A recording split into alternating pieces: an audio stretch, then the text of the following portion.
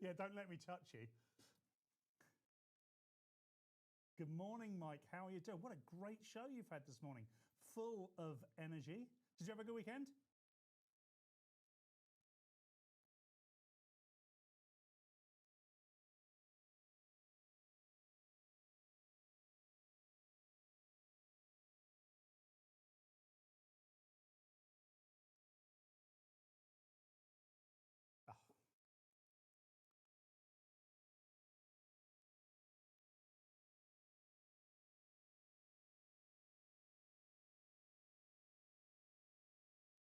Oh, I know this is incredibly professional. People are going to start turning off if they think that we've reached this level of professionality, Mike. That's not what they're here for.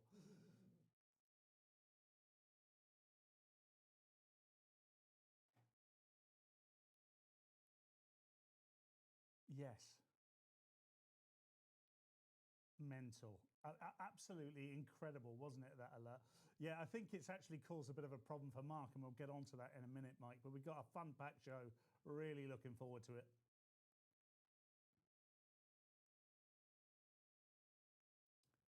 Severely.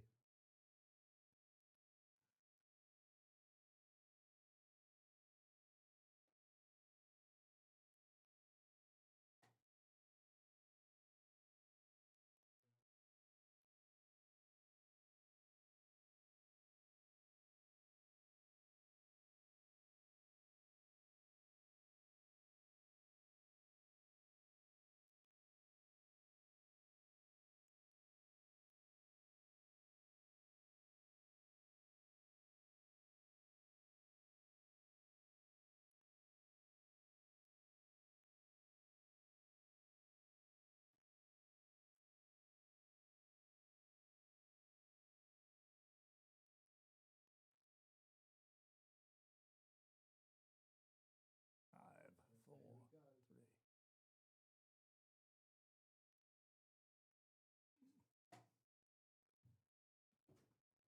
Good morning, common sensors. Paul Cox here for the Littlewood and Cox show. And boy, do we have a show for you today. Coming up on today's show, we've got Alan Miller, Will Kingston, Steve N. Allen, and Patrick Basham, otherwise known as Basham.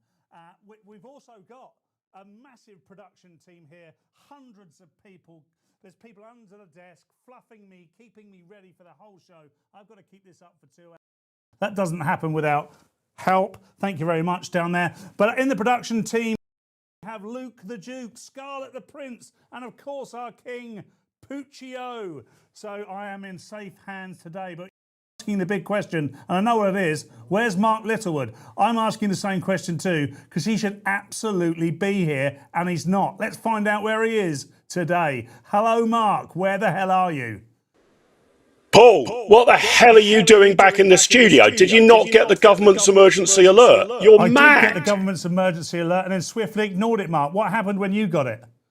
This is utterly reckless, Cox. Look, I mean, I am the more cautious, I think it's fair to say, of the two of us, my friend. I am by far the more cautious, but I had a bit of a problem. It's affected quite a big chunk of this kingdom. I got the emergency alert in Welsh. And my Welsh is a little bit rusty, I have to confess, so I've yet to translate it. How many nuclear explosions have there been in the capital city? Because so let me just get this. Let me just get this straight, Mark. You are still in your bunker because you received the message in Welsh, which you have yet to translate, and assume the message from our government was serious. Well, you know, as I say, I'm leaning a bit cautiously. I mean, you're not going to tell me it was a wind-up now, are you, Coxie? I mean, I'm assuming most of our major cities have been eviscerated in a war. Did you have any open flames next to cornfields at the weekend? Well, I had a couple of cigarettes, mate. So that's pretty dangerous. I think, you know, be careful because you will end up in Burnham prison. But the message wasn't, you know, there is no nuclear war, Mark. There's no alien invasion. There's nothing. You need to, have you not seen the English version of the message? Not yet. No, it must be a glitch on my phone. But right across Wales, Paul, some people got it in Welsh, some people got it in English, some people got it in both. But they sent out the Welsh version first. Well, I haven't seen the English version. Tell me, my friend. I mean, I'm glad to see you alive and well. But how have you survived nuclear war, the zombie apocalypse, or whatever the hell it was? I survived it by putting a shorts and t-shirt on, pair of comfortable sandals, and carrying on with my life. The message was to tell us that, God forbid, you should have a barbecue. If you do, you might burn the whole country down. And that message went off at 7 o'clock, of course, as you're aware. But it also went off at 7:20, 8:30, 9:10. Some people got it about 15 times, Mark, in English. I've not seen it in Welsh. But it essentially amounted to the square root of what they know as F all. So, Mark, you should have come out the bunker. Once you translate the message, you're going to feel a bit foolish, my friend. Well, shall we play clip number 4, Paul? Why not? Right, who in the UK government do I have to send my laundry bill to then? Because I was minding my own business, all of a sudden, alert! And I royally shat myself. Not only that, but they sent it to me in Welsh twice. I'm not fluent in Welsh, so I had to wait until the English came through. Not much of an alert if you send me something and I can't read it. Oh, I wonder what the emergency is. I don't know, I'll wait 15 minutes for the English. I love seeing Welsh on my screen, but not when I'm supposed to read it, because there's an emergency. I'm a proud Welshman, but if there's an alert there, send it to me in English as well. So there was a link, clicked on the alert link, no alerts. Why send me an alert if your website says no alerts? Turns out, Andy Burnham thinks everyone in the UK is a twisted fire starter. Alert said, no matter what, don't even think of a flame. Now you're all thinking of flames, everything's on fire. I tell you one way to start a fire. Send an alert to your phone unannounced so I can lob it at something. Or, I'm just cooking something here, alert! We know there's wildfires. It's like the surface of the sun here. All of the grass is yellow. We don't know what to do. I don't need an alert to know that. Well, I'm under the impression that not everybody could hear that clip. However, essentially, that was a Welsh guy complaining that he too, much like Mark Littlewood, could not understand the message because it was in Welsh.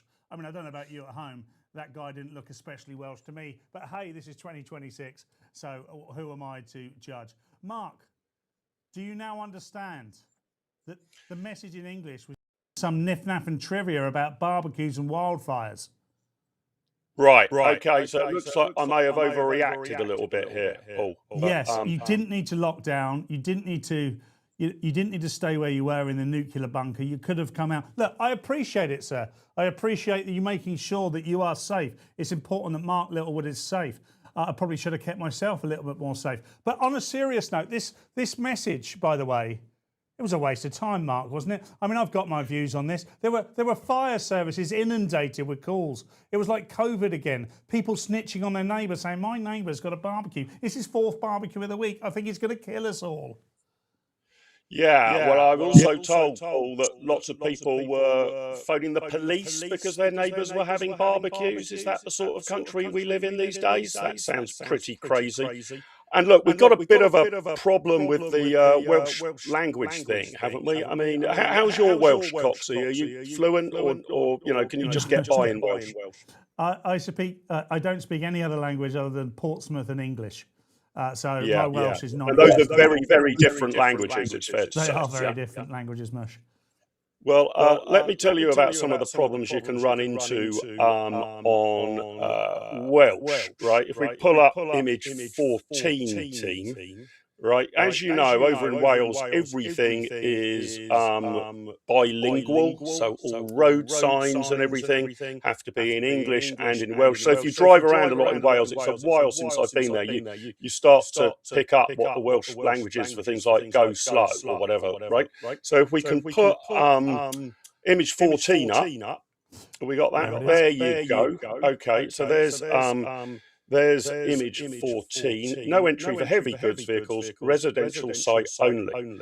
And there you can see Welsh. Now, Coxie, have a go at translating that Welsh, will you? I mean, what do you reckon it says? Well, nid ffordd yn ansrffada No, I can't. It's not, I mean, without sounding incredibly racist, Mark, I don't think I'm going to be able to do that. But it does say, fortunately, on the top what it is. Well, yes. But imagine a world in which you are a Welsh speaker and not an English speaker. So you are relying entirely on what's at the bottom. And it actually reads at the bottom, Cox, it says, I kid you not, this is in Swansea in 2008. I am not in the office at the moment. Send any work to be translated. So it was a holding email from the Welsh translator to his English-speaking colleagues to say, "I'm not available to translate this at the moment," and they didn't know what it meant, so they just put it in there. Hey, production team, Luke the Duke, how are we doing with the sound? By the way, are we good? We're on the case. We're on the case. Well, we are doing. Of course, you're doing your best. That's all I ask for. Like a good father, all I want from my children. Scarlett's not my children. Neither Charlotte actually. Neither's Luke the Duke. No one. I haven't got any children here. That's just a sordid rumour. But look, we're going to carry on. It's the spirit of the Blitz here, Mark, as it always is with the Littlewood and Cox show. So, what did you make of the weekend, Mark? Before we go on to our first guest, which is Alan Miller, we'll catch up with him in a bit. We'll make sure we've got our sound back before we go to our guest. But there were so many things to talk about at the weekend. We've talked about the emergency alerts. I talked about how that created a number of problems for our emergency services. And we've really undermined this process, haven't we now? I mean, when we signed up to this maybe a year, 18 months ago, the whole idea was that this would be used sparingly and that we'd only ever hear an alert from our government if there was something for us to be truly concerned about. And we're all aware that we shouldn't just set light to our gardens because of the dangers. Mark, what did you make of it all? Yeah, look, it is absolutely crazy, isn't it? And it's dangerous. I mean, I think fortunately no fatalities were caused by it, but people are talking about having seen cars swerving on the motorway, people urgently, pulling over to the hard shoulder, all of the rest of it. On a much more less serious note, people's visits to the cinema were being disrupted. Every phone's bleeping off for about every 10 or 15 minutes. And the message was ludicrous, really, wasn't it? Are you supposed to extinguish a cigarette? Or, what are you really supposed to do? Can you have a barbecue in your back garden, or can you not have a barbecue in your back garden? Absolutely nonsense. And people get scared. Actually, in all seriousness, I got the message just walking up the road here to go and get a pint, and suddenly everybody's phone goes bleep, bleep, bleep, bleep, bleep. You immediately think, even before you've read it, that this is going to be a matter of real seriousness, like the 4-minute warning going off. And then you read it, and it says, be careful if you want to start a barbecue or you're close to an open flame. Absolutely absurd. Heads should roll for this. Do you know what the next alert is likely to be, Cox? I think we're going to get. Well, why don't we play clip number 5? This is what I'm expecting my phone to bleep with from Louise Hay next. Let's have a look at clip number 5 if we can.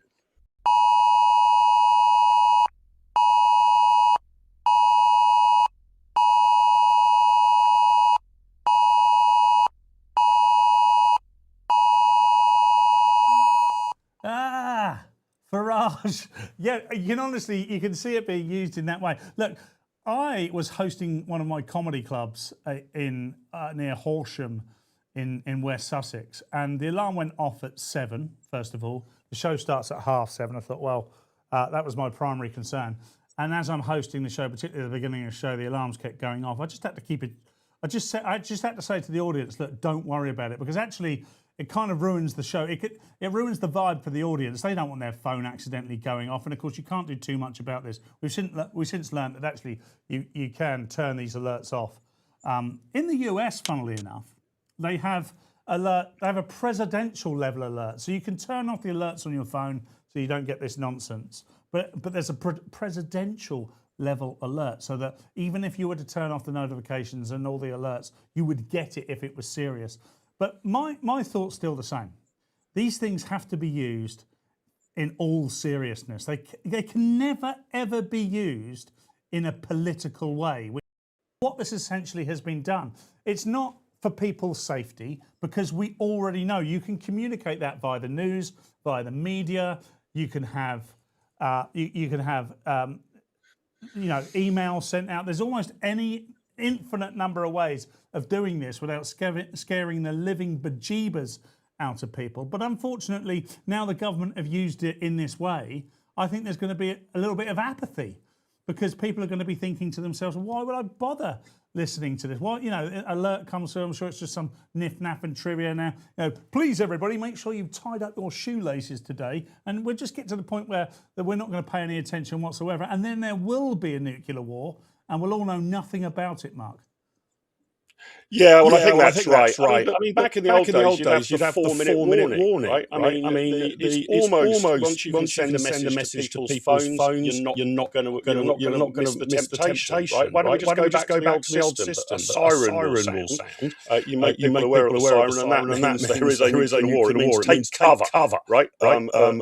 Immediately, basically. If you are going to use this technology for this sort of stuff, I mean, total trivia is going to spread. It's a complete misuse of it. And I bet more and more people are looking up how do I opt out. It's not very difficult to opt out of it at all. You can just go to the settings on your phone, and I bet hundreds of thousands of people have said, I'm not putting up with this anymore. Let us know in the chat what problems you're having with the sound, because Putin team are trying to correct that. I'm seeing a lot of people saying that there's an echo on me, but I think all sound is all right. If that's the case, Paul, I'm going to suggest that you interview our first guest. But I'm trying to get from the chat what the problem is, which seems to be I'm echoing, you're getting double Littlewood, but only single Cox. So, Coxie, it might be you want to talk about our first guest. He's a very interesting man on surveillance state and the government invading our privacy. We do. We have Alan Miller. Is Alan with us, by the way, yet, guys? Not with us yet. No, okay. So we will go to Alan Miller very, very shortly.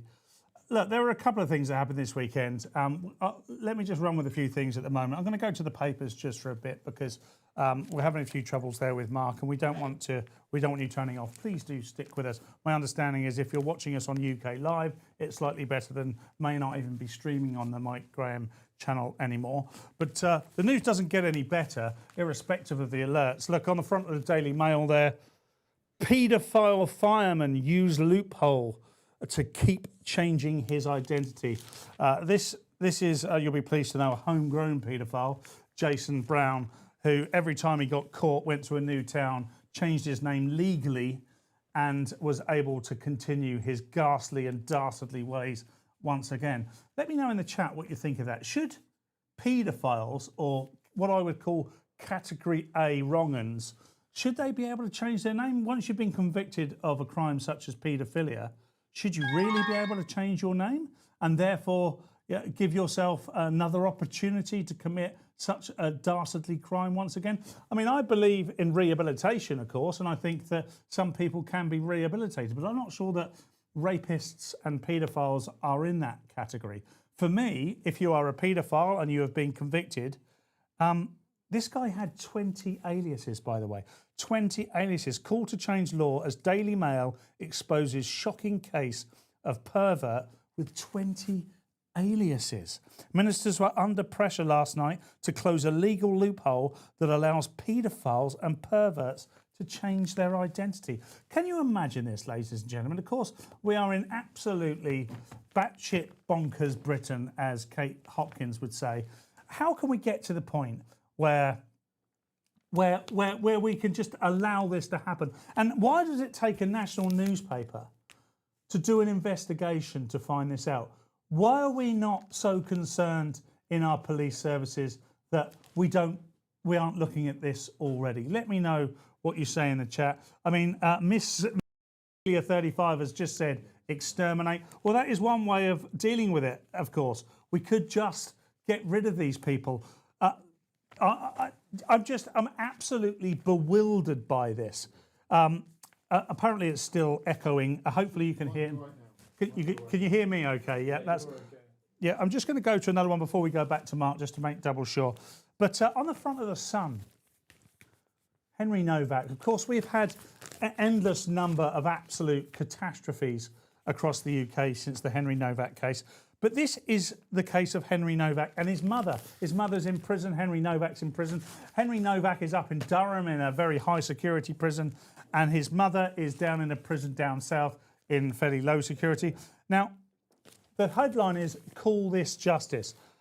Henry Novak's killer will be allowed to prison video chat with his jailbird mum.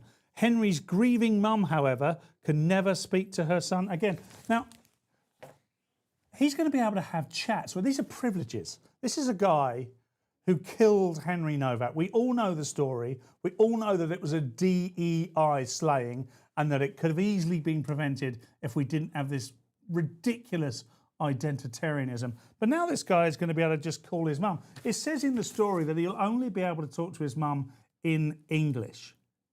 Okay, we know that previously his mum has had to have an interpreter in court, so she says she can barely speak English.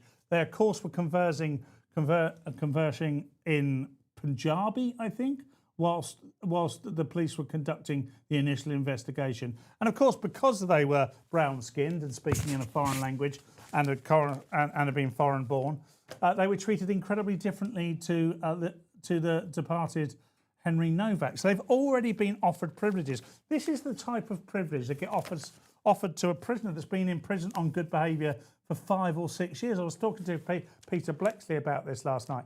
Should we really be in a position where the killer of Henry Novak is able to go to prison and have video chats with his mum whenever he wants? Let me know in the chat. What have we got in the chat?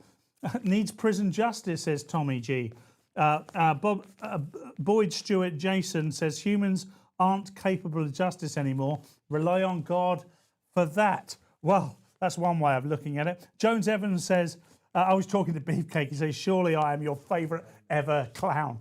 Look, I love the fact that we're building a community in our chat. Please keep that going. I want to get back to Mark now. Is Mark there? Hey, Mark. I'm here, but I want to know whether you can hear me once, twice, or not at all. I believe all sound is now fixed, Mark. Now, in your absence, I was reading 2 headlines. I was reading paedophile fireman use loophole to keep changing his identity, and then I talked about the Henry Novak case. Back to this one. What do you make of this? This fireman, the British guy, by the way, was able to change his identity 20 times in order to carry on being a paedophile. What do you make of that, Mark? Yeah, that's pretty extraordinary, isn't it? I haven't gone into the details of that one, Cox. Look, it's always been a right under English law to change your name, right? You can change your name by deed poll. But I would have thought if you've got somebody on, I don't know, surely he was on some sort of watch list, wasn't he? I mean, he was known to the authorities.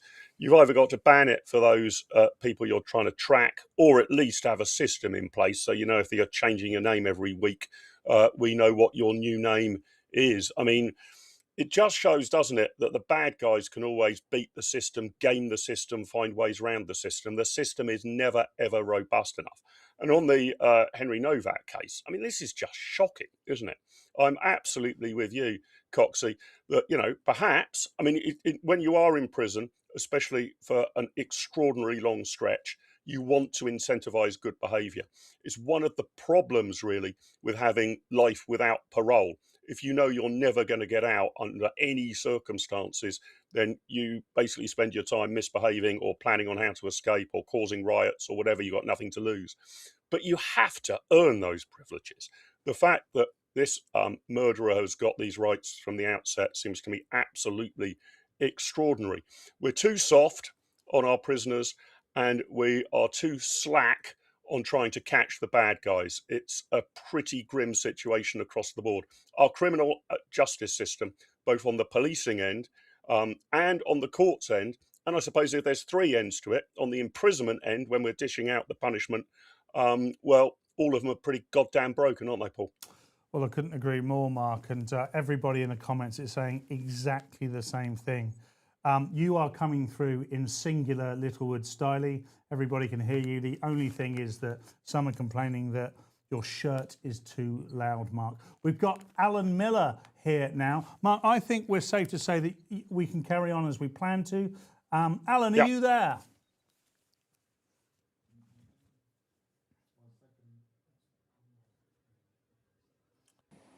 Hello, Alan. Here he is. Hi, I'm here. There you go. Great. Alan, Thanks for great joining to us. Over see to you. Mark. Great to see you, Alan. Alan, who's done such brilliant work with the Together Association, and I think deserves more credit, basically, than anybody else for knocking back the government's mad digital ID scheme. At least for now, you might tell us, Alan, that we're going to have to remain incredibly vigilant. Paul, be aware, we'll your go mic for that is in a second. live. Everything all right, guys? I know you've got a lot going on over there. Yeah, Paul, your mic is live. So let's shut Coxie up so I can speak to Alan about it. Look, I want to start on your this alert thing. What did you make of this? I mean, did you consider this a surveillance issue by the government or just an irritating miscommunication? I certainly found it extraordinarily irritating. It seemed to be the use of a power to access us, almost a breach of our privacy for utter trivia. Do you put what the government did there, in your wheelhouse? Is this part of a surveillance state, or are we all overreacting? And so what if our phone bleeps a couple of times? No, I don't think we're overreacting. I think that there are indeed exceptional circumstances where it may behoove us to have an immediate ability to send an alert round. But that is so exceptional. Those circumstances would be so exceptional.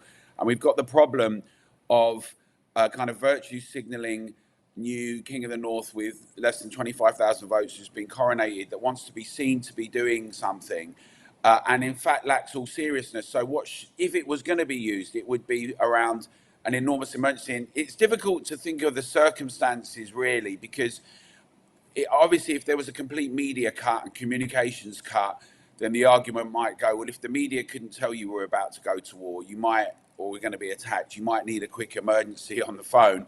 The fact that they are even doing this on the phone so long into when all of these things have been happening is one thing that's slightly ludicrous.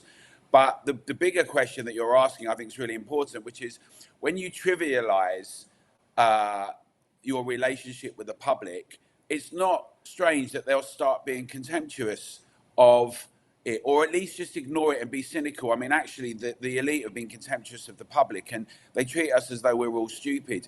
You know, the main protagonists for these problems are arsonists, and some of the issues that we face around the changing way that we're forcing this on to agriculture and farmers. So rewilding and net zero, meaning too much grass, not enough grazing openly, not enough clearing of fallen trees and debris and scraps. So you've got a range of things that are happening, as well as a lack of reservoir investment and infrastructure across the board, and a government that's not serious about being able to tackle these things, and instead wants to be seen to be doing something. And then, of course, when you then ask yourself, well, we've got live facial recognition going on everywhere, no one's debated it, it's not been in a manifesto, and you've got one login for 8 million directors that's being imposed on us, and you've got a Gov UK wallet, and we're being told we've got a one Gov digital government, that across the board having to verify all the time, or being treated like a walking criminal ID lineup, that in the context of all of that, and then having spent 25 million on this emergency alert system, that you begin to think, well, actually we're getting into a situation where it can be somewhat of a digital prison if we don't insist on our protections and our ability not to be forced to verify digitally, and to say, hey guys, you know, we know it's hot, don't treat us like we're stupid. Obviously criminals are going to ignore it, because people who starting fires on purpose, they're malicious and they're not going to take a warning. And you know, like the boy who cried wolf, if you end up doing this, it's going to be counterproductive in any case, even at a very practical, pragmatic level. So I think the lack of seriousness is the big issue, and treating people as though we're stupid and need to be nannied, rather than getting on with the work that they should really be doing, which is dealing with these enormous problems. And as many people have said, if you really want to look at an emergency right now, one of the big emergencies is, of course, the breach of our borders and the issue of crime and law and order and policing without fear or favour. Those issues are front and centre for much of the public. But of course, our food security is paramount, and our broader security.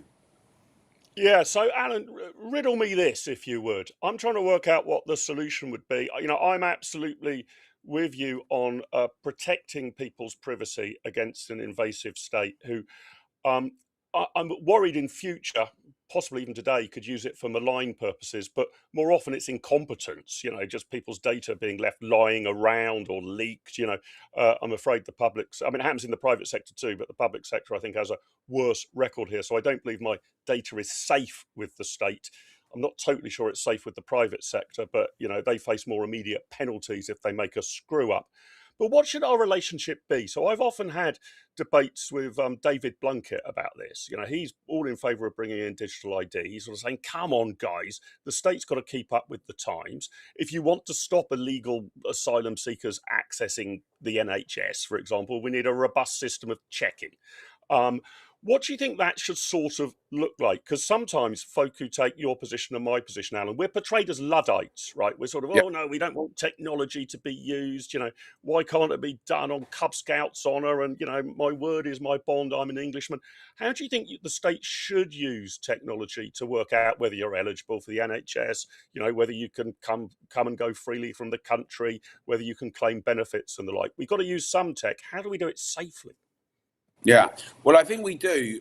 Although I would just want to remind everyone that Britain had interests across the world when the sun never set, and was able to do that in a remarkable, brilliant way, and was known for auditing and being able to be clear with robust systems across the board. It seems like now, if the computer says no, nothing can be done. I was trying to get a flight a little while ago and the computer was down, and I'm like, well, surely you've got just a kind of sheet with the seat numbers and you can they're like, no, we can't, we don't know what to do.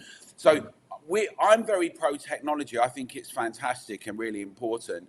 And just the first point about the state and the private corporations, it is true that private corporations face more immediate impacts. But even if people are just concerned about data breaches, you know, only a week ago or so, we saw 500,000 Department of Education children's data being breached. But we've seen everything from Jaguar Land Rover to Heathrow. I mean, Jaguar Land Rover had an enormous impact on the economy.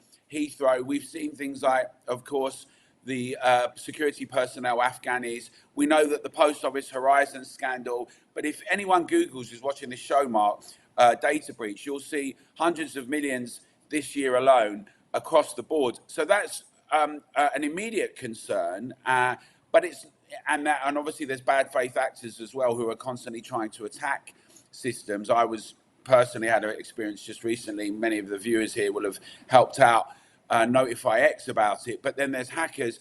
But then you've got a situation where the state, and the question is numerous. There's numerous questions here. But the idea that we're going to get into a biometric surveillance state with a state that likes to do things like imprison people for saying hurty words on social media, or treat people differently who are protesting some types of things than others, or a judiciary that will have a different view on how to treat similar things, but because of different intentions politically, or because we have a particular approach towards debanking for people who say certain things, and where the relationship between the state and big corporations gets a bit more cloudy and murky, because as we know, big tech often are the ones that are dealing with and contracting to the state. Now, then you've got all of that. Then you've got a practical question. We're saying it together.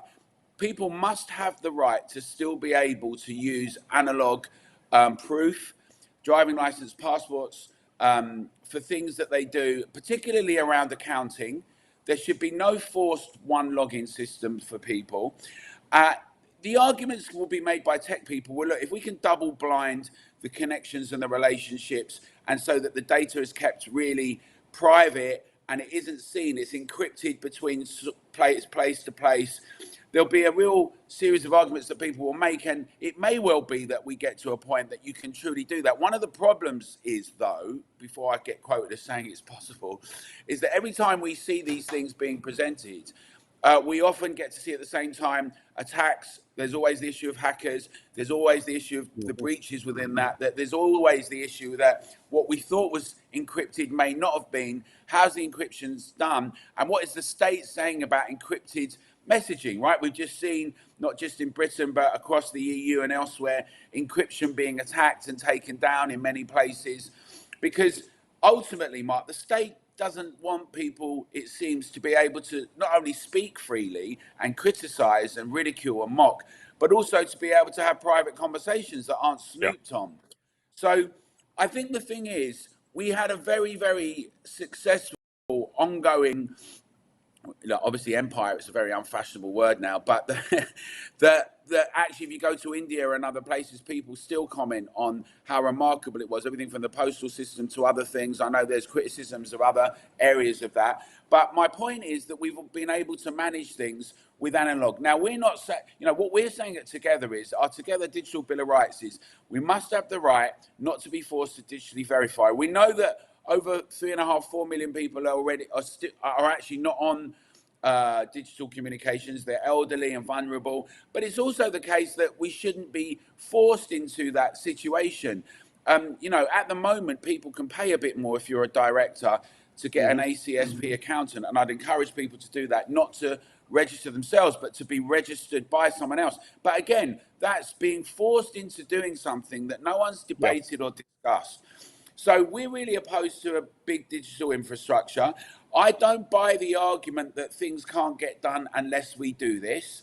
The solutions, any solutions that come up, need to have ring-fenced our privacy, and it's incumbent on those doing that they do it. Look, if you think about things like telephones and mail, when they came along, people, we obviously people that were interested in privacy and concerns, the idea that you, or an Englishman's home is his castle, that you can't just come in and raid it, that came through political claims through the Reformation, and then subsequently that you should have privacy and you should not be able to have the state or the king or anyone come in unless you have suspicion. Proper suspicion of some sort. Acting illegally. And in the same way with what do you say, Alan? Because it's the common refrain against these arguments. I've come up against it over the last, 25 or more years when I've been campaigning on these issues. You've got nothing to fear if you've got nothing to hide. My answer to that is always, anyone who says that should not be allowed to have curtains in their house, right? Because if you've got nothing to fear, you've got nothing to hide. So why the hell have you got any curtains up? But that is the common refrain, isn't it? That sort of, you must be up to no good if you are worried about people seeing what you're doing. That's usually the pushback. How do we handle that one?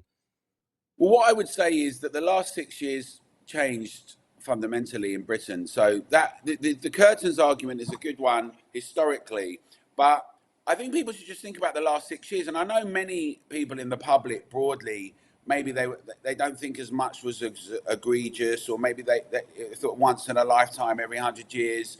But just think about what happened. We had a state that censored and shadow banned and had spy units called the Counter Disinformation Unit that was brought up through the DCMS, and the Rapid Response Unit that came out from the cabinet, that was spying on citizens and journalists and doctors and medical, and then censoring and shadow banning them, a bit like in the Stasi state in the Cold War. Unimaginable in Britain, right, on all citizens. We also had a situation where people were being not just told to stay in their homes, but police were arresting people for things like throwing snowballs or walking in the park together. We had an array of utterly things unimagical in England and in Britain, right? That a few years before that, you say, this is the key thing, isn't it? The problem is a lot of the nothing to fear, nothing to hide argument just sort of hugely optimistically assumes that the government won't just protect your data, but will only ever use it for good. And the historical record shows different, right? Alan, look, tell us, because we've got to move on, but tell us, how can people find out more about your great work, get involved, join in? Thank you, Mark. Thank you for those kind words. They really meant a lot of the intro. I respect you a lot, and that's very kind of you. People can find us at togetherdeclaration.org or at togetherdec on most all platforms, but on Insta we're at Together Declaration. We'd love to hear from you. We've got a big event coming up on November the 7th. We do events around the country. We want the public engaged. Well done for doing this platform. Great stuff. It's good to see it all happening. And at togetherdeclaration.org. Brilliant. Alan, lovely to see you. Look forward to catching up with you soon. Keep up the great work, my friend. Really good to hear from you. Thank you. Thanks, mate. All the best. Cheers. Let's see if Cox is back. Hey, what do you Mike, make of that? Do we live in the Big Brother state, Paul? We absolutely do live in the Big Brother state. It's unequivocal. Fascinating conversation between you and Alan there, two people who have been heavily involved in this debate. I love the curtain analogy. If you've got nothing to hide, then you've got nothing to worry about. Then take all the curtains out of your house. But for me, it's incredibly sinister. I want small government. I don't want big government. I want individuals to have their own sovereignty. I want individuals to make their own decision. I want people to be encouraged to think about how they act in a society, so that they're not acting against everybody else. But when you completely capitulate and delegate all of your thinking to a higher power, in this case, the UK government, then people just become incredibly lazy, and they don't. They just look. Then they're quite happy to receive alerts on their phone to tell them to do their shoelaces up because it's Monday.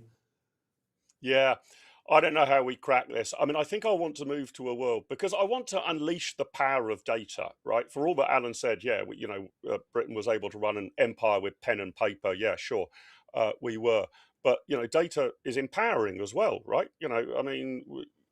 We're able to set up this own TV, this new TV channel, for example, something would have been unimaginable 20 or 30 years ago. Our ability to communicate with each other, absolutely fantastic. I remember the days when an international call cost you an arm and a leg. You can now communicate with people in America essentially for free.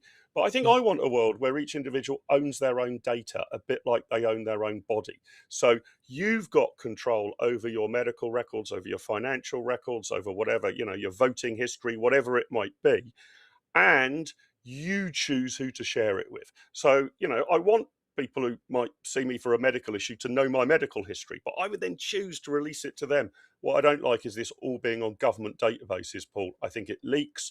I think it can go horribly wrong. An error can wreck your life. And I don't trust the government to always use it in a benign fashion. No, it's very interesting, isn't it? The idea of having a repository of everybody's data all sounds wonderful, so we can make our systems efficient, etc. But it's what they do with that data. And unfortunately, we already know, thanks to COVID, maybe even thanks to these alerts we received over the weekend and a whole bunch of other rather insidious and sinister acts undertaken by governments of various colours in recent years, that they are going to use it in a way that we are uncomfortable with. That's just not acceptable. Mark, I've got a man in the studio with me now. One that's invited is completely and utterly consensual.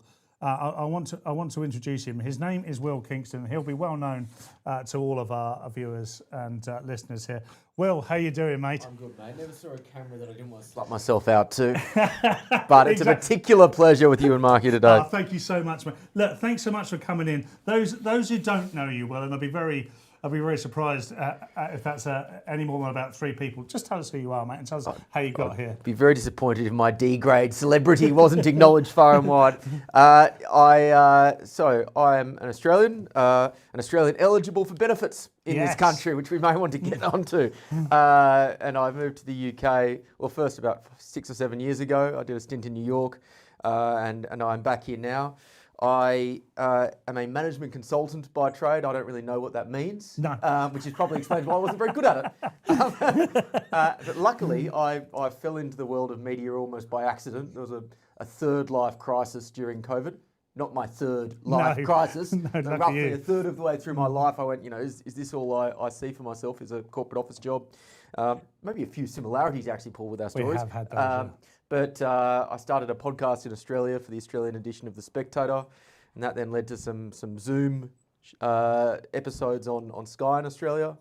And then I came over here and got a shot on GB News, and they've just kept inviting me back each week. And here I am. There's no luck involved in that. I work with you at least 2 or 3 times a week, and I've seen you as a commentator and as a host, and you are absolutely brilliant at both. I know I've told you personally that I believe that, but I don't say that lightly. I think you're really finding your legs with regards to hosting, and it's an absolute pleasure to work with you. Thank you, mate. And talking of which, recently in some of your monologues, they've really captured my imagination. You did almost a love letter to the UK, and recently you talked about our reaction to the wildfires. First of all, let's talk about that love letter to the UK. Talk about what you said in that, and be very interested to hear your thoughts on that. Well, the reason I said it was GB News did a day celebrating Britain a couple of weeks ago, and a lot of people come up to me and they say, why the hell are you here? You could be in Bondi Beach at the moment. Australia has the weather. It doesn't quite have the same wonderful impacts of diversity and multiculturalism that the UK has, although I would dispute that, and we can maybe get onto that later. And it just feels like the UK is at a low ebb. And I think it is at a low ebb, but I do still think, despite the fact that some people have said that I have boarded the Titanic post-iceberg, that this is still a great country. I still think it is the greatest country the world has ever seen. And as I was trying to articulate what I meant by that, I put it down to three things in my mind. And it is the little things, the big things, and the most important thing. And the little things are those day-to-day joys of living in this country, which you don't get anywhere else. It is that first sip of a pint by the fire, in the pub. It's the walks through the mist in the countryside. It is, and I said this because it was just on my mind for some reason, a lad's trip to Newcastle, which, the actual details of which are best left unsaid. It is a stroll through the British Museum. It is the eccentricities of driving on the left and standing on the escalator on the right. It is the little things that make this country great, which I've always, for one reason or another, always felt particularly at home with. And then, again, those are your day-to-day joys that you get. The bigger things are in inverted commas, the values. And I'm hesitant to use the word values because a lot of progressive lefty types... Yes, it's been co-opted, hasn't it? It's been co-opted. And they just use these progressive universal values that they want to believe are British values, but for the vast majority of English history, haven't had anything to do with England. Kindness, diversity, tolerance. This has not been a tolerant country for the vast majority of its history. Exactly. And I love it for it.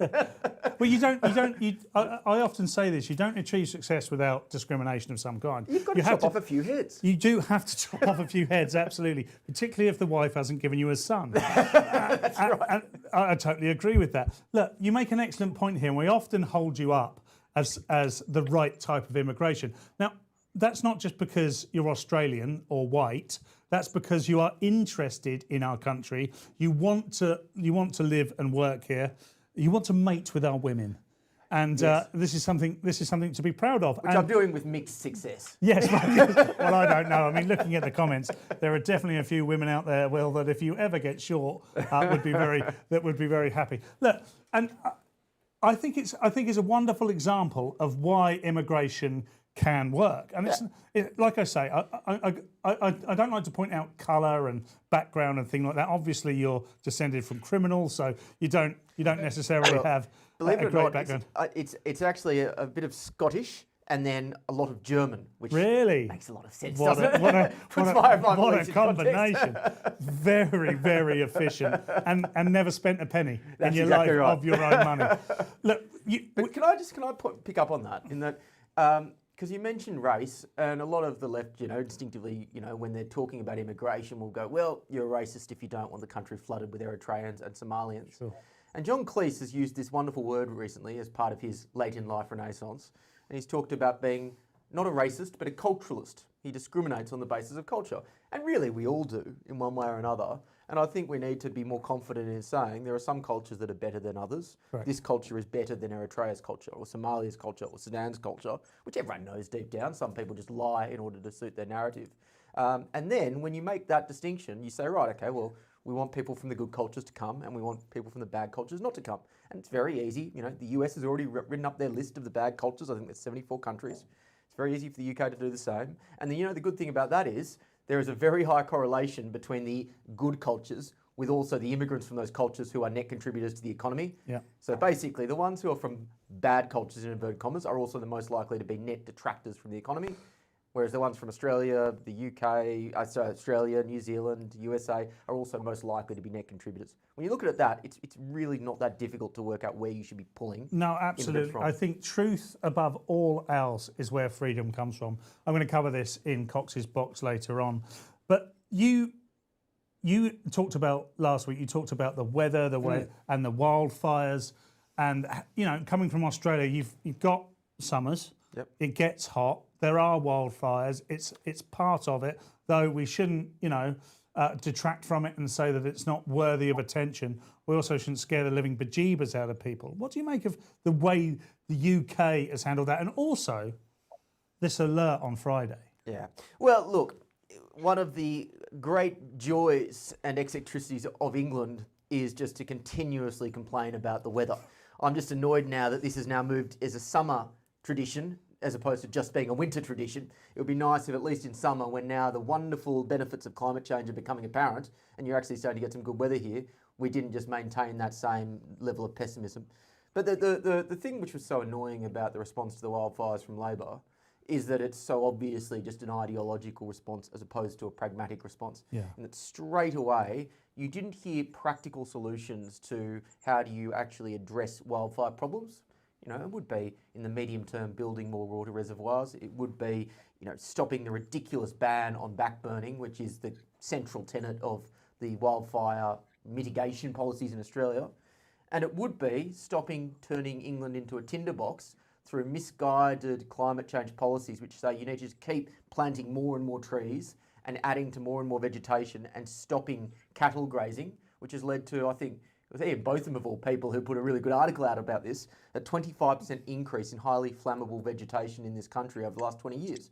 It's the climate zealots who have turned this country into a tinderbox. And it raises a really interesting point that so often it is these climate change policies which are actually adding to the problem as opposed to taking away from it because they don't think rationally, they think ideologically. That's such an important point, actually. The contradictions with regards to the zealotry coming from the climate alarmists is off the scale, and they often sow this cognitive dissonance by instead of as you rightly point out, identifying the risks and mitigating the risks, they use it as a propaganda lever because they see the outcome and they go, wow, we can use this. We haven't managed to get everybody on board. Paul Cox, Mark Littlewood and Will Kingston are not on board with this zealotry, so we need to pull this lever and make everybody believe they're about to die. But also think about, let's say your home has been burgled. Do you, as the immediate response to that, say, well, we need to think about, how we're teaching kids in schools to respect private property more? Or do you think about, well, there is a broader crisis of trust in our society? No, you insert a burglar alarm, you call the police, you do the immediate things that will make you safe in the next week. But for some reason, when it comes to the immediate threat of wildfires, they don't go to the immediate solution to the problem. They go to a 50 to 100 year climate change, which may or may not be happening and it may or may not be caused by human action, because simply they want to make a political point. And that's why the left annoy me to tears, because for them, it isn't about making people's lives better. It's about feeling virtuous and feeling like they are the kind of morally pure ones in the room.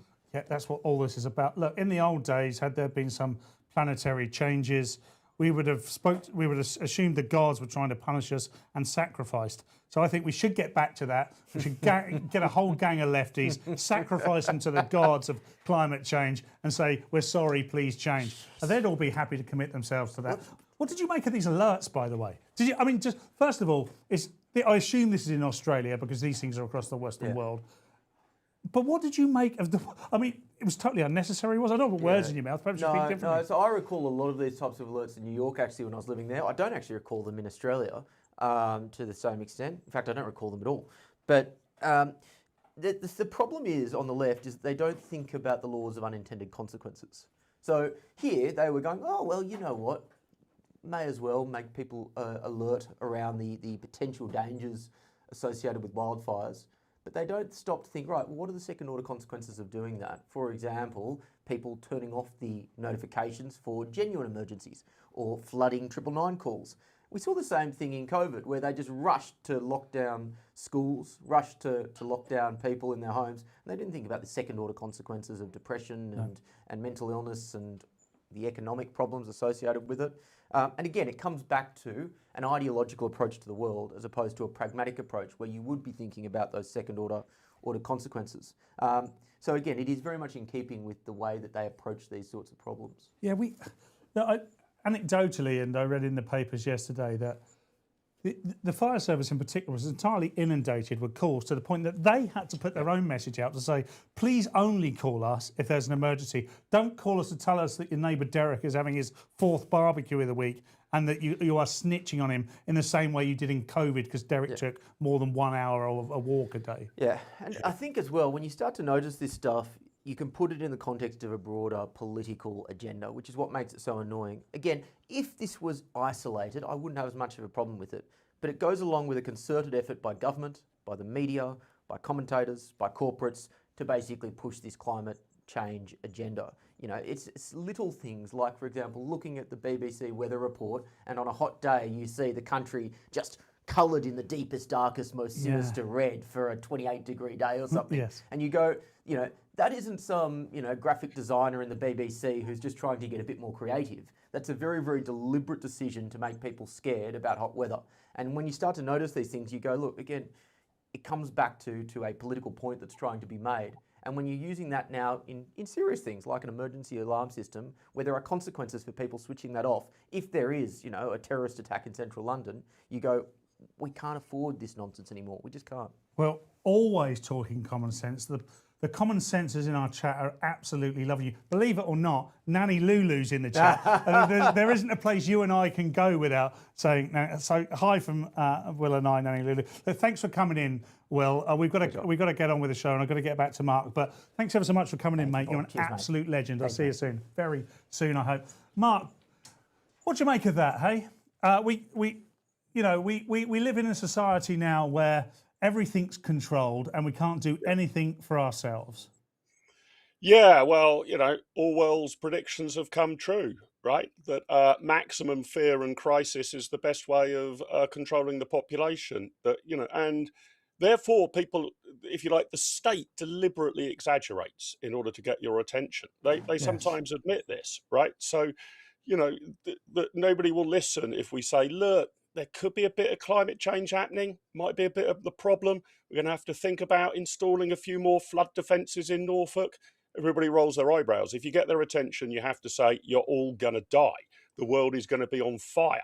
Then people stand up and take notice. So we are now governed, if not by lies, by huge exaggerations, basically. And, you know, as the alert thing sort of said, you know, don't be reckless with a barbecue becomes a national emergency. Same happens in my field, Coxie, on the economy. You know, that there's always a permanent crisis on, right? There's never a normal year, let alone a good year. There's always a cost of living crisis or a disaster caused by the war in Ukraine or the war in Iran or God only knows what else.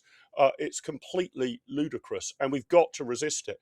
And, you know, Will does a lot with GB News. I love the idea that we should get him to join the team, Paul. The suggestion we could call it the Little Cox and Willie show, right? So, you know, I think we better have Will on as a pretty regular guest. Great suggestion in the chat there. But that's why all of this new media, I think, is taking off. GB News, you know, has been a real challenge to the established, entrenched legacy media and is doing very, very well. The mainstream media, Paul, this is what I want to get onto. I've had quite an experience on the mainstream media this weekend. And you know what? I am starting to get paranoid. I am starting to reach for my tinfoil hat. I think I was totally stitched up. Do you know what I'm talking about, Paul? Yeah, you had an interview with Channel 4 in which, and by the way, we had done this show in the day, so we were totally aware within your bunker that you have good sound and good lighting above all else. And you can be seen as you are now, looking as if you are alive, Mark. However, as the token righty on a Channel 4 debate show, they seem to depict you very differently. Yeah, that's right. And I'm trying to get to the bottom of this. So as I say, I'm beginning to become a conspiracy theorist. I want to know what the audience thinks. So let me give you the story here. I mean, to my fans, I'm Adonis, right? I mean, and Not to, just your and to my fans. big, One of the reasons to my people hate you is big, because you're big, Adonis. and to my big fans, I'm not merely Adonis, I am the Donis, right? And look, so I try to make sure my lighting's kind of okay. All right, I'm a little bit pale skinned, I grant you that. I try and put a little bit of makeup on. I'm not shy about that. I don't think makeup should only be for women. But on Channel 4, from exactly the slot in my bunker from where I'm speaking to you now, Coxie, I did a podcast for them on Friday, and it was all about the fallout from the Clacton by-election. Where does Farage go from here? Did he have a good result? Did he have a bad result? What's going to happen to the investigation? Supposing the Standards Committee find him guilty, all of the rest of it. And look, Channel 4, I knew, would likely attract an audience that would not be sympathetic to my views. But so what? I love the sound of my own voice so much, I'm willing to put it anywhere. And I'm going to show viewers now. We've got quite a lengthy clip of my interview. I think I put forward a good case. But as Paul, as you and I know in television, isn't the metric that it's kind of 80% what you look like and 20% what you sound like? But anyway, try and listen to my argument. I know some of you might not have us on visual, but if you got us on visual, also watch it. It is a 2-minute clip, but maybe we can play clip number 6, and then I'll get into my conspiracy theory about Channel 4 and how they treated me. I wasn't really trying to criticise the media. I think it's perfectly reasonable journalism to reveal that Nigel Farage received this gift of £5 million from Christopher Harborne, as long as you haven't used any illegal tactics or methods to get that information. That's a story that's quite probably in the public interest, the sort of thing people might want to know about him. And reasonable to examine it through the parliamentary investigative procedures. Well, hang on. That's where I start to draw the line a little bit. I think our standards procedures are desperately wanting. I mean, wholly flawed, I would go so far as to say. That when you actually start looking through what the rules are, they are open to a million interpretations. When They're is all a we've gift got, Mark. personal? They're all we've got. They're all we've got for bent MPs. Not suggesting for a moment that Mr. Farage is bent or otherwise. No, I'm afraid they are not all we've got. What we tend to rely on is the democratic decision of voters, not the judgment of a regulatory quango, largely policed by political opponents of the person they're investigating. They are emphatically not all we have got. We have now, right in front of us, the judgment of the electorate of Clacton. That's what we've got. Now, I was absolutely shocked. Hang on, that's the one. They're an electorate, and that's good and proper. They don't investigate. Are you saying that this body decide who the MP is in a democracy? Indeed, and in a democracy, you're saying that Parliament shouldn't have a watchdog if they think someone's been breaking the rules. Is that really what you're saying? Well, I would like us to go back to the old rules, that if you have broken the law to the extent that you are imprisoned for 6 months, you are ineligible to run for Parliament. I think the law was something like that.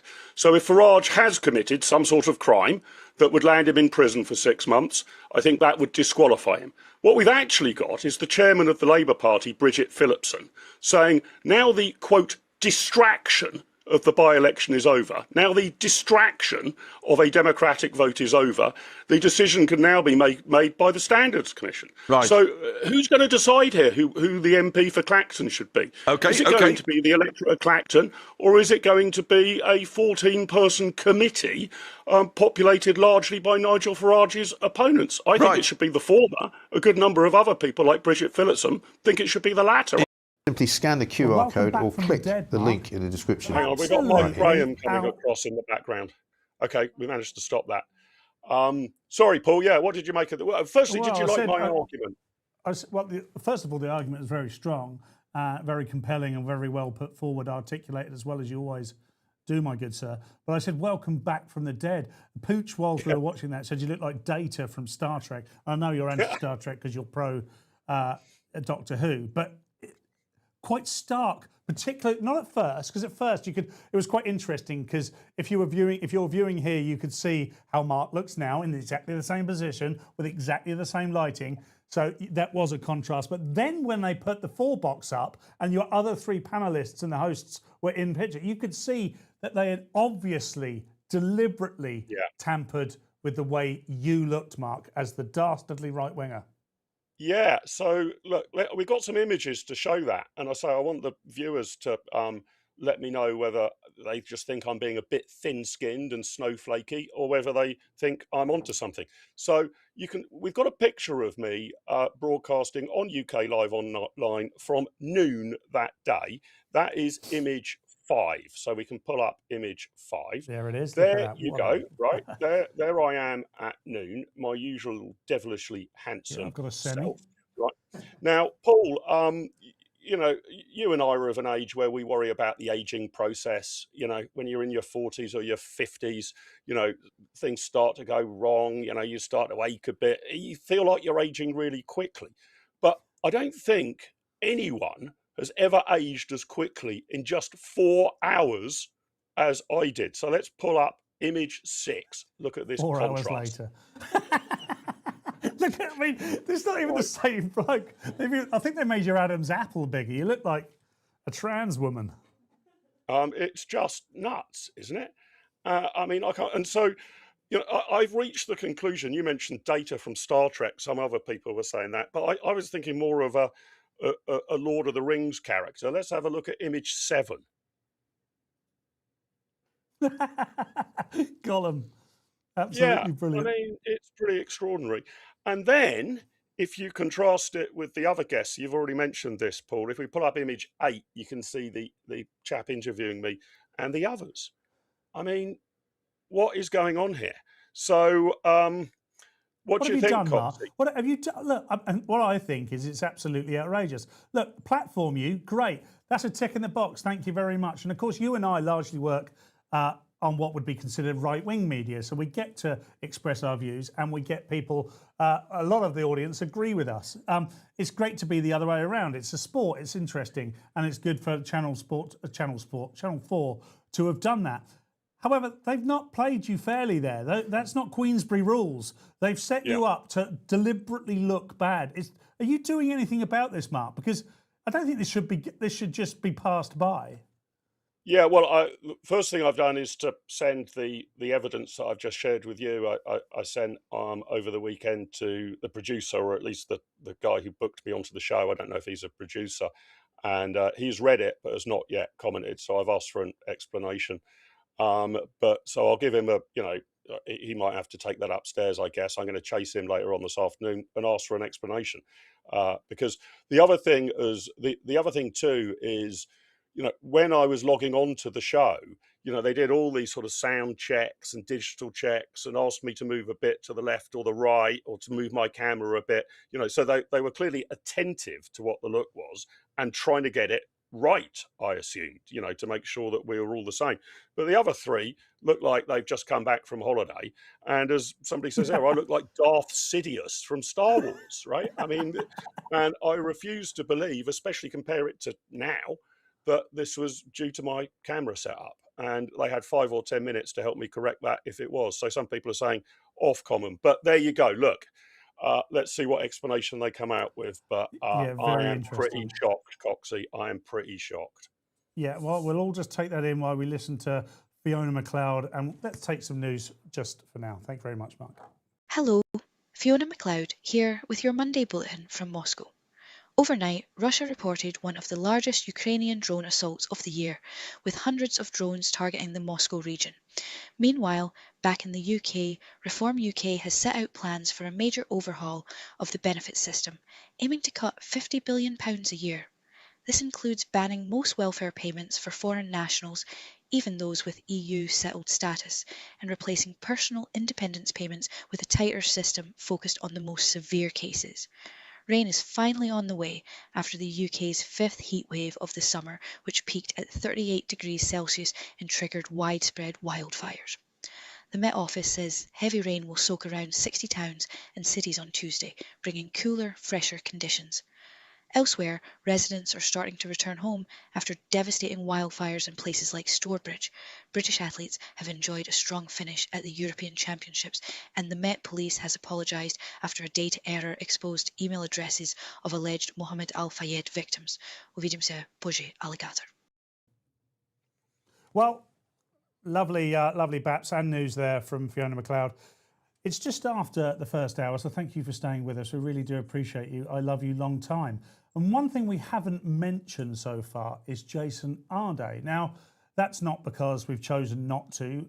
That's because we just wanted to put it a little bit later in the show. Now, of course, Jason Arday caused much controversy recently by essentially being a fantasist and then being promoted as that fantasist to the king of the DEI selections at Cambridge University. Well, very sadly, he took his own life on Friday afternoon. Mark, what did you make of this over the weekend?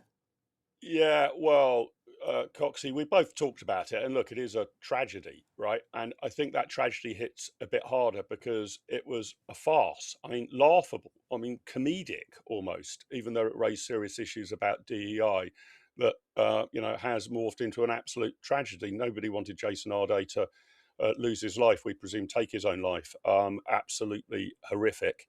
And Andy Burnham said over the weekend, and at face value, I think it's kind of just about fair enough, that now is a moment for reflection, that we shouldn't leap to judgment and all of this sort of thing. And I sort of agree with the Prime Minister, but only if you take him absolutely literally. A moment of reflection, a few minutes to put your head in the right place. Because I was shocked when I heard it. I mean, it's grim, isn't it? But I only needed a few minutes to start to think through what I thought of it. So reflection by all means, but nobody should require more than a few moments. Oftentimes, I think, Coxie, when people ask for a moment of reflection, they're actually trying to close down an argument. They don't mean a moment of reflection. They mean a month of reflection. Yeah, deeply coded language for this is your time to shut up. We've been wanting you to shut up. Now look what you've done. Shut up. Now, I immediately reacted to this, and I think it's clip number 2, which is my tweet. Don't want to be too self-indulgent. Clip image number 2. Absolutely right.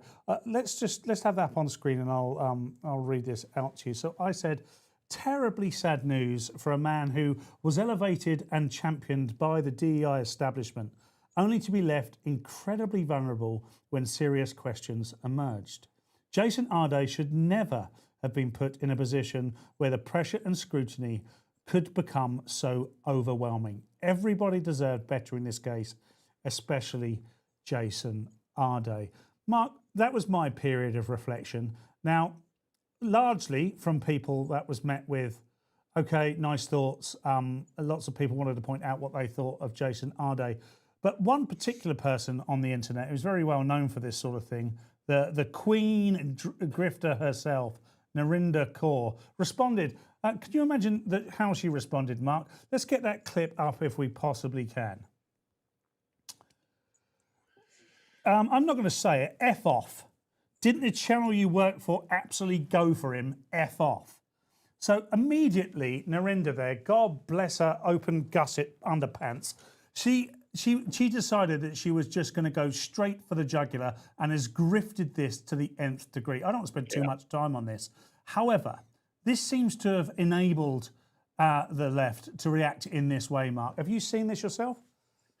Yeah, I have. I loved your tweet or your X. I don't know what we call these things these days, Paul.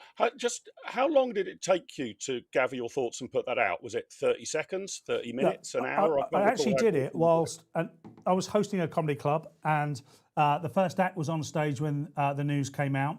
I'd just done about 15 minutes myself. They're coming out for 20, 25 minutes. It was in that 20 minutes. So I just sat there and thought, immediately I thought, it's not that I want to capture the narrative. I wanted my view of this to be sympathetic, but also to point out how I believed it came to this. So I probably paused for 5 minutes and wrote the tweet in that time. Right. Well, Paul, I had the advantage of reading your tweet, which then helped my own moment of reflection, and then gave my own thoughts, which I think chime with yours. That's image number 3. If people want to see what I said, I probably waited, I can't remember, half an hour or so. The death of Jason Arday has turned this sinister, sometimes farcical tale into something far, far worse. Those who pandered to and indulged with unalloyed enthusiasm this man's ludicrous fantasies with unconcealed glee need to be held to account properly. A sickening and very saddening tale of the state of Britain today. And that was my view. Your thoughts helped me solidify those, Paul. And I think those who are broadly on our side of the spectrum have been very, very fair-minded about it. In fact, we've got a tweet from image number 4, a tweet from somebody called Ad Hoc on Adam Linley on Twitter. I can't help comparing the right-wing commentariat's respectful comments this evening with what the left-wing response would have been had David Starkey been overwhelmed by the loss of his Cambridge job after the Darren Grimes interview and the ensuing media storm.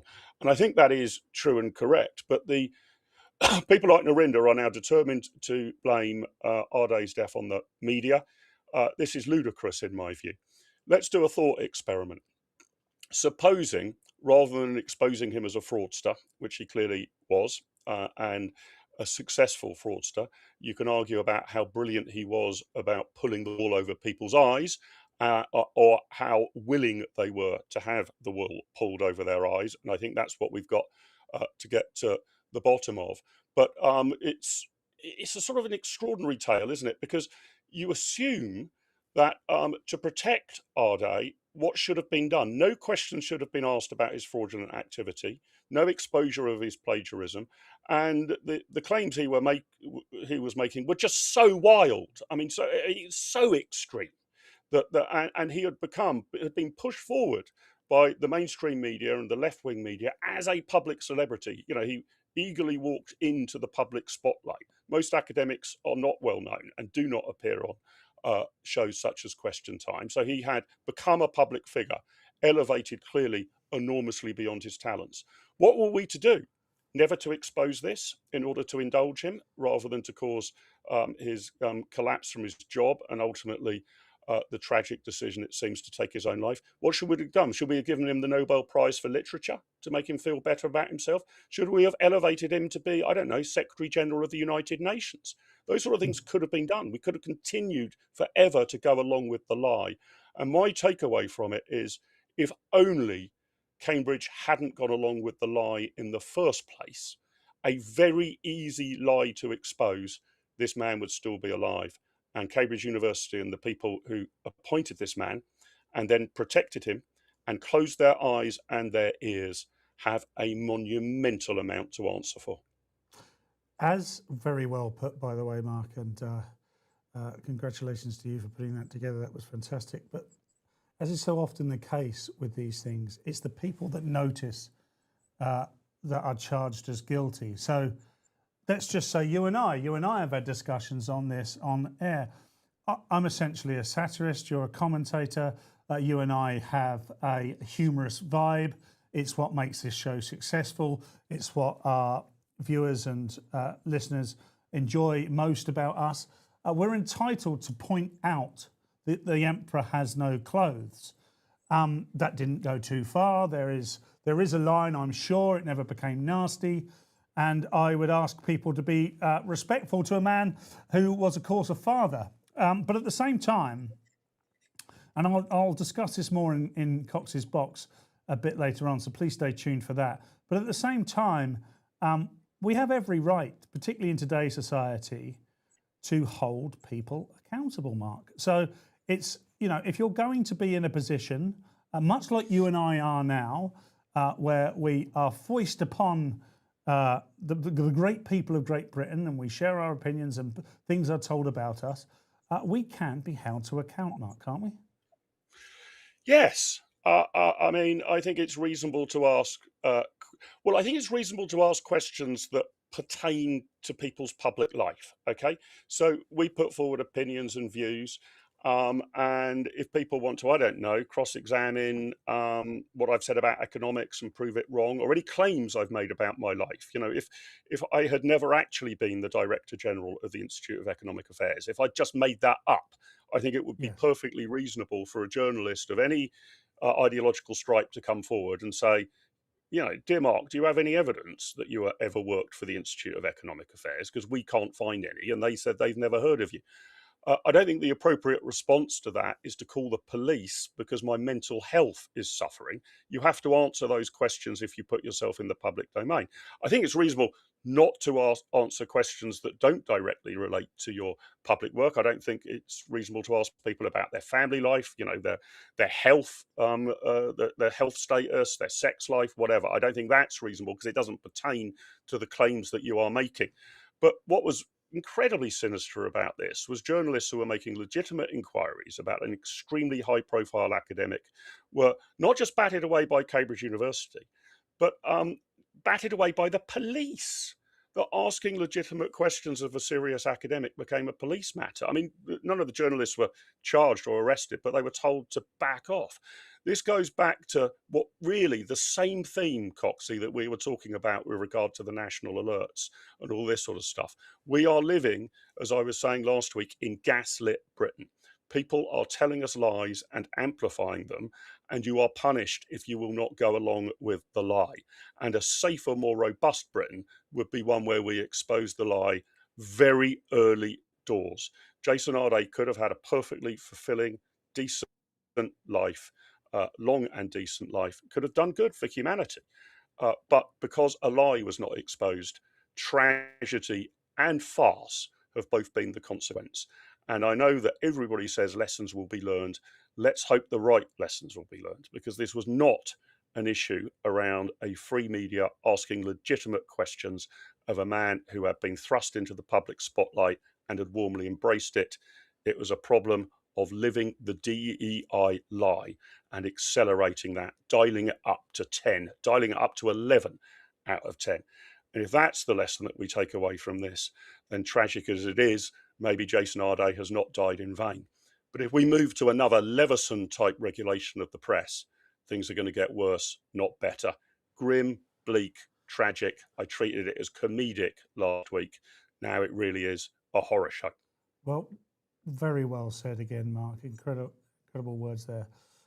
Look, we already know that the left are going to capitalise on this. There's no other way to put it. I'm not going to sugarcoat it. One place you are going to get honest opinions is here on UK Live Online. Under no circumstances will the Littlewood and Cox show ever capitulate just because someone says that what we're saying is in any way hurty words. We don't care. We never set out our stall to be in any way personal about people. You know, I very rarely mention my sex life. There's not a lot to say, Mark, and so I shouldn't be held accountable for it. We were doing a 2-hour special on it on Thursday. We are doing a 2-hour special. Largely, it's images of someone else's sex life, Mark. You should see the clips and images we've got for it, Paul. It's going to be a great show. People won't be able to take their eyes off it. Trust me. You know, we've been monitoring your OnlyFans channel with great interest, my friend. Yes, that will be happening, by the way. Pooch has contracted me to make sure that I do open up an OnlyFans site. But Mark, I think you need to tease something here. Something will be coming up, which the answer will be after our next guest. But what is it you want to tell us today, Mark? Yeah, so my metric of madness today, viewers, as you know, each day I try to find a number, a statistic, a ratio, something mathematical that indicates the mad world or country that we live in. Typically, it's about the United Kingdom, and it is today. And my number today is £122 billion. Now, I know oftentimes people always think, you know, when you're into billions, trillions, squillions, it's very hard to make sense of the numbers. So let me put £122 billion in context. If you took £122 billion and shared it out equally to every man, woman and child in Britain, it would be £1,750 each. That's what £122 billion amounts to. That's my metric of madness. Very interested to know whether Coxie can guess what that metric indicates. Very interested to know if anybody in the chat can work out what that £122 billion indicates. And I'm going to give you a clue, common sensors. I'm going to give you a clue, Coxie.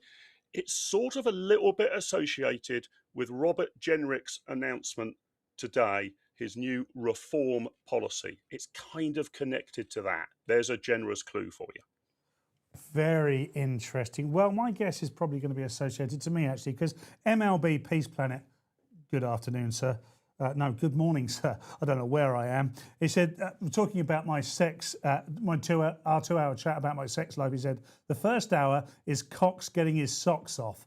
And then he gives himself a ha, ha, ha to simulate laughing at his own joke. Well done, MLB Peace Planet. So 122 billion ibuprofens is what I would need for the second hour to be of any use to the lady in mention. Mark, that's what I'm going to go with for now. But we've got our next guest. Mark, we'll be back with you straight after that.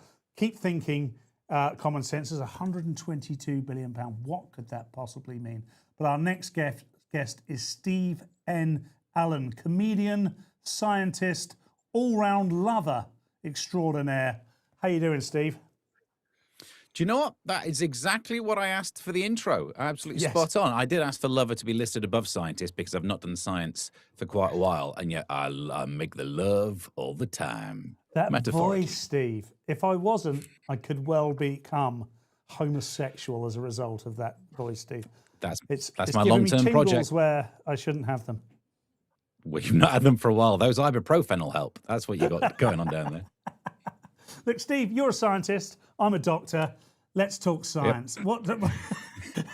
By the way, this comes from, I did a Mike Graham show live last week when we were in Clacton, and Mike introduced me as the eclipse expert, and I completely butchered the statistic. The fact that the reason you get a full eclipse of the sun is that from our perspective, is that the sun is 400 times wider than the moon, and it's 400 times further away, so it fits perfectly. I completely butchered that, and ever since then I've been known as Dr. Cox. But you're an actual scientist, Steve. What did you make? First of all, did you enjoy the eclipse last week, and what did you make of it from a scientific perspective? From a scientific perspective, it's nothing more than lining things up in order. It's no greater than when someone walks in front of the telly when you're trying to watch it. That's literally all that happens. This is not even fancy science, really. This is not even some kind of Einsteinian thing. This is Euclidean. This is the Greeks nailed this. Oh, look, a thing gets in front of another thing and you can't see it. I know I should care. I know it's the kind of thing where, Patrick Moore back in the day would have made me feel all excited about it. I don't know, like the eclipse in the 90s, I did feel excited by it, but I was a child. As a grown-up, I'm like, oh yeah, that thing that we thoroughly understand has happened again. Woo! Maybe I'm the wrong person to ask about it. I don't have emotions. That's part of the problem. Woo! Very good, Steve. Do you know, that's all it was. Look, I understand how a basic civilization could see that and think like, big thunder wolf god bad. He upset. But we've moved on from that. Do you know what I mean? As soon as you understand what happens, you know what a moon is, you know what a sun is, you nail the whole thing about which one's in the center of this particular system. This is hundreds of years ago. There seems to be no more excitement. You know what I mean? There's nothing else to discover about eclipses. There's not going to be a major breakthrough in eclipse technology. We get it now. I mean, it's a bit nicer when you see like the transit of Venus and things like that. Even then, I'm like, yeah. Here's what got me, right? I was looking at the eclipse using my mobile phone and a pair of sunglasses. So you just see it on the screen. And then I realized I could also see way better pictures of any eclipse on the screen. That's how phones work. They're connected to the internet. So I don't know. It's thoroughly pointless. Talking of mass excitement, Steve, I assume you received the alert on Friday evening. Were you anywhere? I mean, I was at a comedy gig. I was just about to go on stage. It went off, and then of course I was hosting. So throughout the period of me hosting, 10 or 15 minutes up top, and then the whole of the first act, these things were going off. Did you have a similar experience, Steve? Yeah. So I got mine bang on the 7 o'clock thing when I was waiting to get on a train, which is good news. It means I've been selected as one of the people who will survive the oncoming apocalypse. If you didn't get your message till 10:30, bad news. You are the cannon fodder. We will be eating you. But what can you do? You didn't get the right social credit score. You're not in the top tier. But so I got to the gig, same deal. I was hosting. I'm on stage. I'm just being heckled by the flipping government. And look, when I was at the train station and I heard it go off, I remembered the sound from when we did the test. So I heard that two-tone kind of noise, and I thought, this is it. Putin's dropped the big one. I've got 3 minutes left to live. I'm asking other people on the train station if they want to make love twice. And they went, and then I actually read the thing.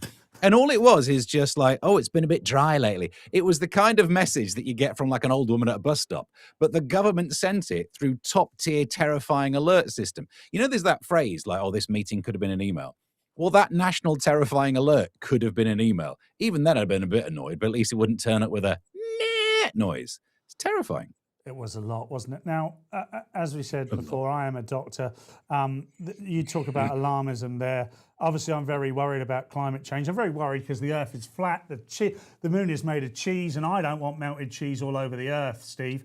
But with regards to climate change and the side effect, which seems to be climate alarmism, but particularly from our left-wing friends, Steve, you're someone who understands this well and probably should comment on this. I haven't prepped you for this at all, so do apologise for that, sir. But first of all, what do you make of what's going on with regards to net zero, the reaction of climate alarmism, and what it's doing to us in terms of scaring the living bejeebers out of our population, Steve?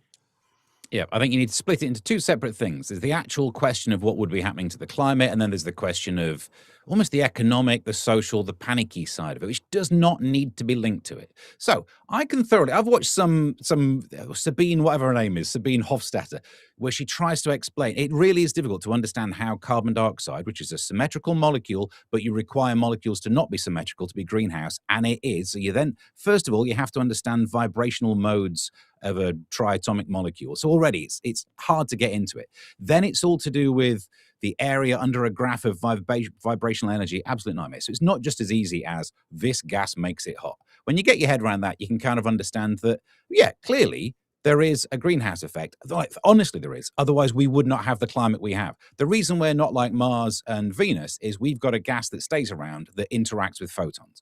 So that is just a true thing. So then you can ask the question, if we have more of it, will it make a difference? People love to quote that stat that carbon dioxide is only 0.04% of the atmosphere. But as soon as you've discounted oxygen, which is a symmetrical molecule, nitrogen, those two are 99% of the atmosphere. So 99% of the atmosphere could never be a greenhouse gas anyway. So actually, you're already on the edges. So you disprove nothing by saying, oh, it's 0.04. It used to be 0.03, so it's actually a bit of a chunk of a change. But all of that does not require that we solve it by bankrupting ourselves. It's what I love about it is that they go, oh, there might be some change in climate. What should we do about it? Use some technology to make ourselves more efficient? No, let's throw ourselves back to the olden days when, what was it? They didn't want us to have underfloor heating. That was the ban. Yes. The Romans had underfloor heating, for crying out loud. We don't have to take ourselves back to anything with a BC in it. Do you know what I mean? It's thoroughly ridiculous. So I think when we watched Tomorrow's World growing up, you presumed the future was going to have some sort of a electric car based thing, right? That shouldn't really be an eco thing. The Jetsons were never still going to be going around. You know, the future, you won't be powering yourself by explosions of the essence of distilled dinosaur. At some point, we'll be moving on from oil. Maybe not right now. But in the future, I love a bit of that. The fact that we've got this obsession with trying to terrify ourselves. Like the eco people now refer to it not as climate change, climate catastrophe. And what was the other one? Climate boiling. You idiots. Here's what bothers me about it, right? Everything that is a gas has already boiled. You know that the air that's above the Antarctic, quite cold, beyond its boiling point. Boiling doesn't necessarily mean hot. It's a phase transition between liquid and gas. You're right. You've triggered me sciencey nerdiness now. Oh, I can't get out of it. This has to be a common theme. I think every Monday morning I'm going to have science with Steve. Look, Steve, we've got to go. We've got a pretty packed show. Before we do go, tell us where we can find you, mate. Well, I mean, other than just like hanging around the local Gregs, you can track me down on YouTube. I do a little streaming thing where I tend to not rant this much about science, maybe. youtube.com/@Mr. Stephen Allen. Always a pleasure. Thanks, Steve. Top man, very funny, top scientist. See you very good. See you very soon, mate. Look after yourself and take care. Good. Mark, before we go to your metric of madness, saw one guess in the comments from Lisa Harrison 264 while you're away that said 122 billion quid. Is that PIP payments for children from cousin marriages? Right. Good guess, but no. Few other guesses. Steve Primrose says, is it the amount spent on PIP? Ruben V5H, total government spend on benefits for mental health. Pretty good guess. Joby Glenn there, not a bad guess. 122 billion, the entire annual cost of the state pension. Actually, it's pretty close, but the entire annual cost of the state pension is 146 billion pounds. So the 122 billion wouldn't cover it. Bar tab in the Houses of Parliament. Great guess from Amanda. John Grammatic said what Lord Alley has spent on Labour MPs, 122 billion. All pretty good and very accurate guesses, but we know what it's time for now, don't we? We know it's time for the explanation and clip number 1.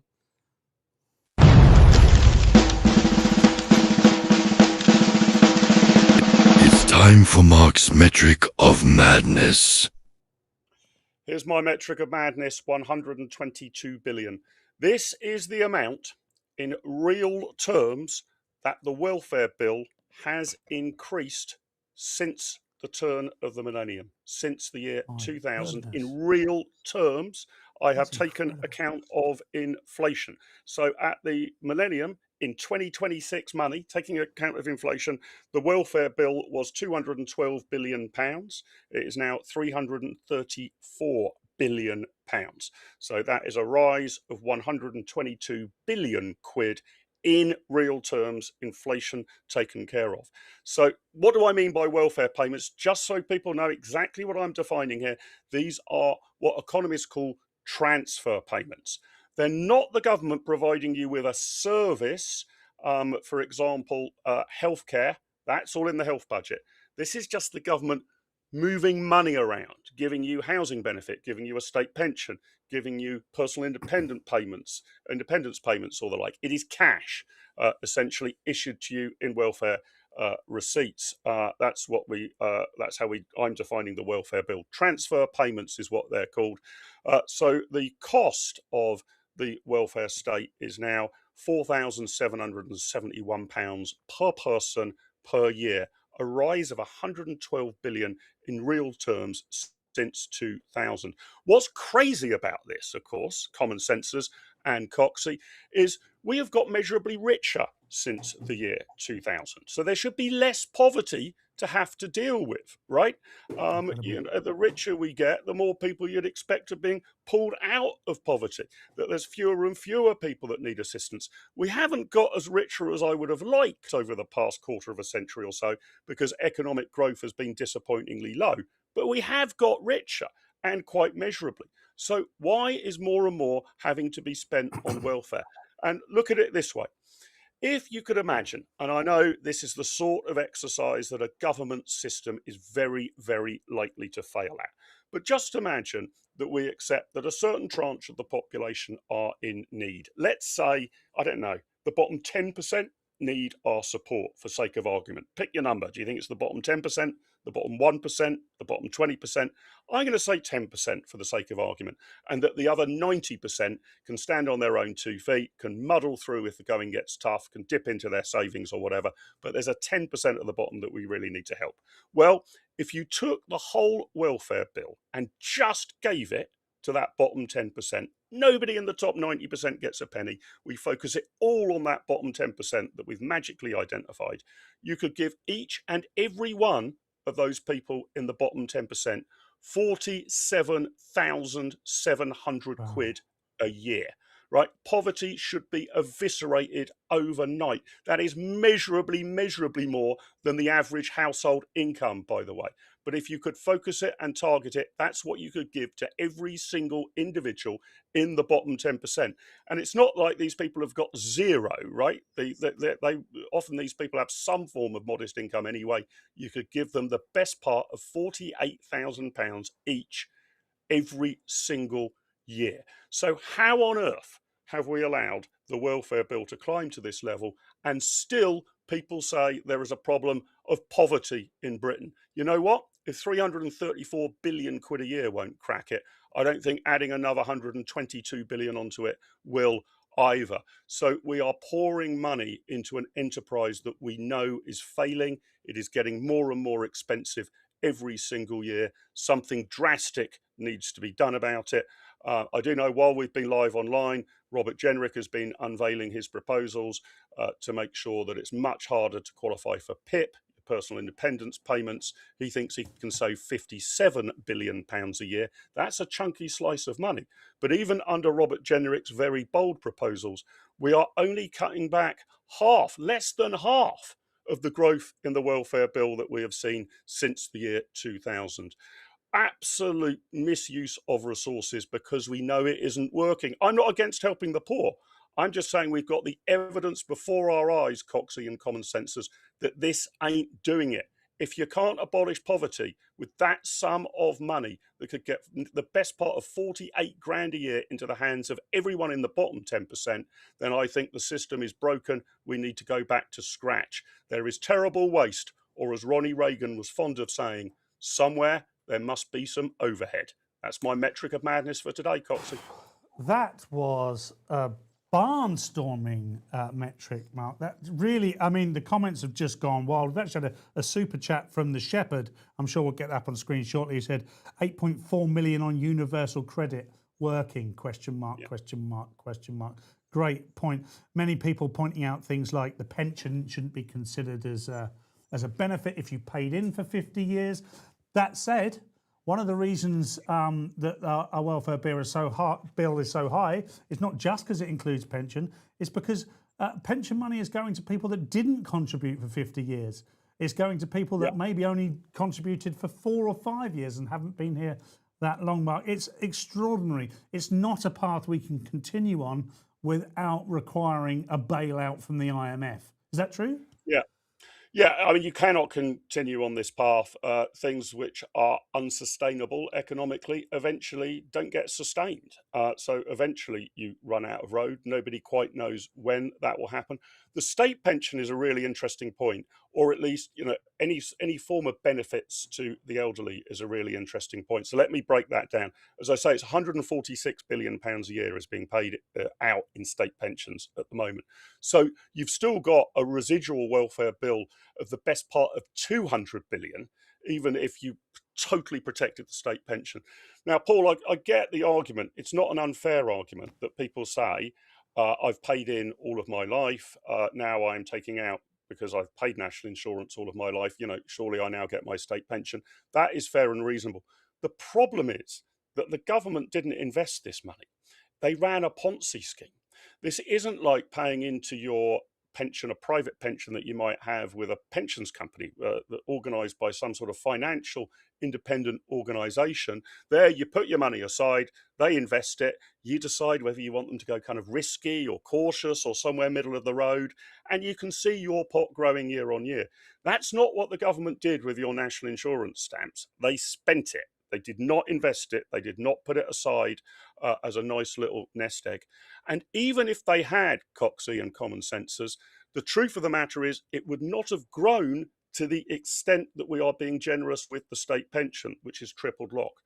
On most estimates, on the pension, the cohort of people over the age of 60 are going to take out 50% more than they put in. That's to say, you know, you should be given £1. That's what you put in. As a cohort, it will be different for different individuals. If you've paid a lot of tax over your life, you would have paid in more than you're taking out. If you paid a limited amount, less. But if you were to take the whole cohort of people over the age of 60, in rough and ready terms, we are now paying out 50% more than would have been yielded had that money been properly saved and invested. But it wasn't properly saved and invested. It was squandered. On the other hand, I think you've got to say that when we're looking at the elderly population, you can't expect them to make major lifestyle changes. You can't say to an 84-year-old, you know, well, I know you like sitting at home watching television, but get off your arse and get into the workforce. We clearly can't do that. So I think there should be some big protection for the elderly population, but we should be honest about the numbers. We are paying out more than they paid in. That means the burden is put onto the people who are still in the labour force. But even if you ring fence that state pension, 146 billion of it, you're still looking at another 200 billion pounds nearly, a little shy of 200 billion that's been showered out to people who are not of pensionable age. That's a stunning number. Something's got to be done about it.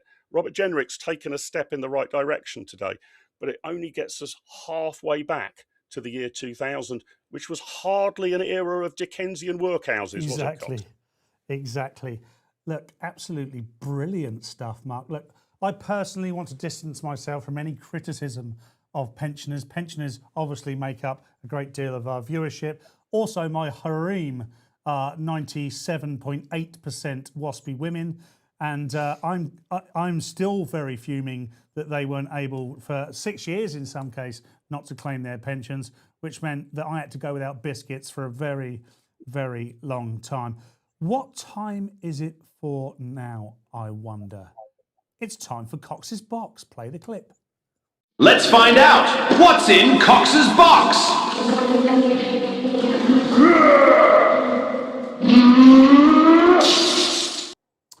Well, common sensors, today I wanted to talk about Jason Arday's legacy, not in the way that many people at the vigil, which is at Trafalgar Square tonight, will talk about him, but a much more important legacy. A book written by George Orwell in 1949, as we all know, called 1984, has become very much the Bible of our times, which is terrifying in many ways. And a line from that book struck me during my moment, as requested by Andy Burnham this weekend, of reflection. That quote was, "Freedom is the freedom to say that 2 + 2 makes 4. If that is granted, all else follows. That's to say that freedom comes from truth." Jason Arday, may he rest in peace, was a fantasist. In life, Jason Arday lied. And in death, his supporters are continuing that lie, which means we get nowhere. I'm not going to go into the whys and wherefores and was it anything to do with Jason Arday's skin colour, because all of that is separate from the truth. The truth is that Jason Arday was put in that position by the DEI kings and queens of the United Kingdom, and specifically at Cambridge University. You may have seen over the weekend, common sensors, people like you, me, Mark, Pooch, Mike Graham have all been criticised for bringing about the untimely death of Jason Arday because we had the audacity to notice. Like Orwell said, freedom comes from being able to say that 2 + 2 = 4. It does not equal 5. As tragic and as saddening as Jason Arday's death is, it still doesn't take away from the fact that he was a fantasist. And Jason Arday took his life. Not me, not you, not even the people at Cambridge University. Sadly, Jason Arday made that decision. We live in a time where vibes and feelings overtake everything. And I would bet my bottom dollar before it's taxed for its wealth that by the time this week is out, the narrative would have been well and truly skewed. And you will be under a lot of pressure not to notice the history of Jason Arday and not to speak of it also. But it will never, ever change the truth. Freedom comes from truth, and long may that be the case. Well, Mark, any thoughts on that? Yeah, you're bang on right, and it's why I think this channel is so important, and all sort of independent media outlets. You would think, wouldn't you, in modern Britain, that speaking the truth should be easy, straightforward, lies would easily be exposed, but alas, no. It takes a lot of courage to do it. Because to go back to my theme, day after day, we live in gaslit Britain, and there are huge rewards for going along with the fantasy, whether that is that our public finances are sustainable, they ain't, whether it was that Jason Arday is an academic genius, he wasn't anything like that, whether it's that climate change is going to put us all 10 meters underwater within 2 or 3 years, it won't. But there is a huge price to be paid, and it requires a lot of courage and a lot of bravery to actually call it out. And we need more of the little boys like you and me, Coxie, who's going to point at the emperor and say, "You have no clothes." That's what's needed, and you did it brilliantly there in Cox's box. May Jason Arday rest in peace. May the battle for the truth go on. Absolutely, Mark, and well said. And we say that with great sincerity also, Mark. This is not us pandering to our audience. This is not us performatively telling people what we think in order to get people to watch this. One of the reasons we want you to watch this is you are going to get 100% truth from our opinions. That can be challenged. It should be challenged. It's why we have a comment section. It's why we read it out. It's why we don't all agree on things, and that's where truth comes from. I think that's incredibly important, and irrespective of what happens, Jason Arday's legacy should be that it was right to notice. Anyway, let's move on. We have our next guest here, and I think Mark should introduce him. Is he arrived? Is the great man He's arrived? arrived. He's arrived. What great news. Well, let me tell you, this is back by popular demand. It was a devilish task to be able to get the link to him. Let's pull up image number 15, and you will see why we have had real difficulty. I'm definitely okay. Please don't worry, says the great Patrick Basham of the Democracy Institute. I know loads of you were worried about him. He is back.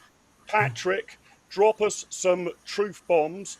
You have done some really intriguing polling on Donald Trump and where he presently stands in American public opinion. Now, tell our viewers, the common sensors on this channel, what the spot price is over there in the States. I've got 4 of your slides to show people. Yeah, talk us through them. I'm going to start by asking for image 9 to come up. This is Trump's approval rating. Talk us through that, Patrick, and how the devil are you? And I'm so delighted your lawyers managed to spring you out of Guantanamo. Great to be with you, Mark. I'm doing much better than I did a few hours ago in that photo. Obviously, public, if not demand, at least public curiosity has set me free. So thank you for that. Thank you to your legions of loyal viewers. Trump's approval. Actually, our approval number for him at 41% is a little higher than many. You'd say if you put all the polling together, some of it's good, some of it's bad. You get him. Most people have him in the 30s. He certainly averages in the 30s. We have him at 41, which is still bad, right? This is somebody who, when he was first inaugurated early in his second term, early in 2025, hit the ground running, was attempting at least to fulfill apparently every MAGA promise that he'd made. But obviously things started to go wrong for him in the second half of last year, and the wheels really started to come off this year with the Iran war, taking away from what his voters viewed as his focus on domestic issues, on what they view as America first. So you have a situation where, heading a couple of months into the midterms, the incumbent party's president is not wildly unpopular, but certainly you wouldn't say he was popular. And Trump is always counter to the mainstream narrative. Trump has always polled better and done better at the polls than Republican candidates themselves. And so, with a midterm election, it's hard to get the coattails in the way you would in a presidential election. But there really aren't any coattails here to get. So the fact he's at 41%, really suggests not the greatest situation right now for his Republican Party. Patrick, that's really interesting. There's an interesting question here. I've been preempted by Jean de Valette 8860. Maybe we can pull that chat up, because this was exactly what I was going to ask you. What's the context for this? I don't know whether this is particularly good or particularly bad. If I was to compare it to, say, UK prime ministers, I would have thought, generally speaking, in recent years, being at minus 15%, most of them would have ripped your arm off for it, right? That wouldn't be seen as too bad at all. But if memory serves, in America, it's kind of a little bit, when you're doing presidential approval ratings, of a sort of half and half measuring a prime minister and half measuring a monarch, right? So American presidents tend to score higher in approval ratings than British prime ministers. But how does this compare, I don't know, to Biden or Obama or George Bush Sr. or George Bush Jr. or Ronnie Reagan? Is this about where you expect to be, as you're getting into your, halfway through your second term, or is it worse? It's not where you'd hope to be, but it's where most presidents you could expect to be, because most presidents naturally sadly become more unpopular, less popular as their terms go on. and this has happened to Trump here in his second term. Biden was in this kind of range in 2022. Obama was in this kind of range in 2010 and 2014. In Obama's case, he recovered just in time for the 2012 presidential election. Biden didn't recover in time in 2024. So there's nothing unusual or spectacular about Trump's numbers, but it doesn't alter the fact that Biden's party lost the House, narrowly, but lost the House in 22. And Obama, Democrats, they got shellacked in 2010 and 2014, right? So there's nothing about this number for the president and his party to be happy about. Only that, well, yes, it could be worse. He could be at 30% or 25%. And there is, yes, something to the head of state factor. He's both head of state and head of government, right? So there is something of that. And that is why you'll see so much attempts to act statesmanlike on the part of most presidents, whether they do it artfully or inartfully, as a way of boosting that part of the number and separating their head of state performance from their head of government performance. Got it. We got some more data. This was fascinating. I think this shows, okay, each war, I guess, is different, but a pretty remarkable shift in American public opinion over the past 2 or 3 decades. Let's pull up image number 10. Trump should declare victory and end the war with Iran today. Here is what the voters say. 65% say yes, 32% say no. What are we to make of that, Patrick? And I mean, it's interesting the way you've worded it. He should declare victory and end the war, not declare defeat and end the war, or declare a tie. I think that's the official verdict. That's the official verdict on the Vietnam War, wasn't it? That it was a tie. But this is an overwhelming majority of Americans who want this over. It says a number of things. First and foremost, it reminds us of how America feels about the war. America has always been opposed to the war. They've become even more so. That sentiment is hardened. So if you poll, was the war worth it? Is the war a good idea still? You get this 2/3 to 3/4 of the country saying, no, it's not worth it. No, it was a bad idea. No, it's going poorly. We asked it this way because those of us who've been aware from the get-go that Trump was on a political loser here at a minimum, regardless of how the war went, he should have, after a few days, because he was never Trump's problem. The corner he's painted himself into politically is he cannot bring himself to say that hasn't gone well. We've lost. We're just going to get out. Minimize, stop the bleeding, literally and figuratively. So what he should have done after a few days, when it was clear things were going down the toilet, is to say, we've won. We're going home. The end. Right now. Since then, that is still what he always should have done and should do. So we put it in those terms, that he's not to say, okay, we failed. Trump says we failed. What do you think of the war? But Trump says we've won, and he's ending it. What do you think? And people, even couched in the terms of victory, people still think that it should be over. Should be over right now. Simple as that. I mean, this is just such a drag on him and his party, and it's partly because the war has gone badly, but it's more because people know that it's taken his focus and attention away from domestic issues, especially the economy. Now, this was an interesting one because in November, you've obviously got your crucial midterm elections in the states, which will elect senators and Congress. And you can tell us a bit at the moment how much that might be in the balance. But let's bring up image 11 and hold it on the screen. This might be a route back for the GOP, right, for the Republican Party. Let's suppose Trump does end the war in Iran prior to November. How would that impact people's likelihood to vote? Well, 21% say they're more likely to vote Republican if the war ends, and 9% less likely. 70% no difference. I guess those people have made their mind up one way or another. But that's quite a stark gap, isn't it, Patrick? If the war ends before these crucial elections in November to the House of Representatives and to the Senate, perhaps the Republicans get a meaningful bounce and, I don't know, manage to keep control of one or other. What's the meaning here? And will this be weighing with President Trump as he navigates his way to those November elections? It has this result, this question, this answer tells us that the Republicans have more hope if they end the war and if they end the war sooner, right? You've got the Democrats in that 70%. They're never going to change their minds whether they're against the war, but whether it's going on or not, or how it's going.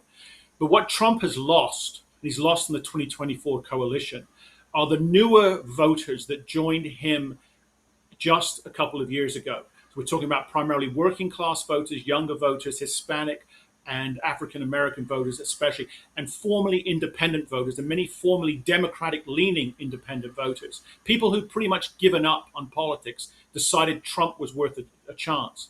They have decided since the war began that they may have made a mistake.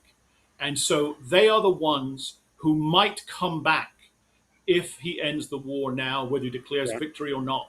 Right? They may. Right now, they're not running to vote for the Democrats, who as a party are even more unpopular than the Republicans are. But what they're going to do at the moment is sit it out.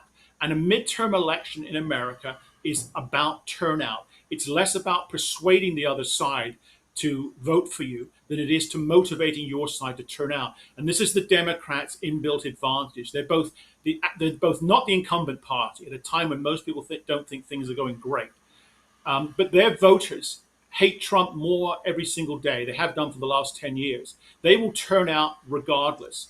The problem for the Republicans is that although the majority of Trump and Republican voters are going to turn out and vote, a good slice, especially these new 2024 voters who are really annoyed about the war, in fact, feel betrayed by Trump over the war, if they stay home, it's very, very hard for the Republicans to win those close races. The good news for the Republicans is that with the districts being redrawn in many states over the last number of months, they're probably going to gain or at least hold on to maybe a dozen seats that they otherwise might have lost.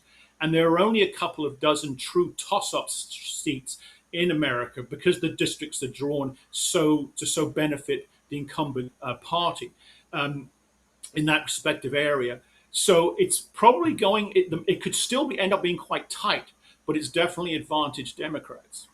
Yeah, and the last slide we've got from your polling, Patrick, shows that image number 12, sort of spot price at the moment, asking voters if the midterm election for the US House were held today, which party's candidate would you vote for? An 8% lead. I mean, that is quite a lead in American politics, right? That is a substantial lead. Yeah, it is. You rarely get anything close to or around double digits. And right now, that means the Democrats, given a uniform swing, they would win back the House, perhaps comfortably. But here's the caveat about these numbers, as you and your viewers watch and listen and read them over the next couple of months. The Democratic vote is so inefficient, and the Republican vote is so efficient in America that if the Republicans are down 3.5 points on this national poll, they probably can hang on.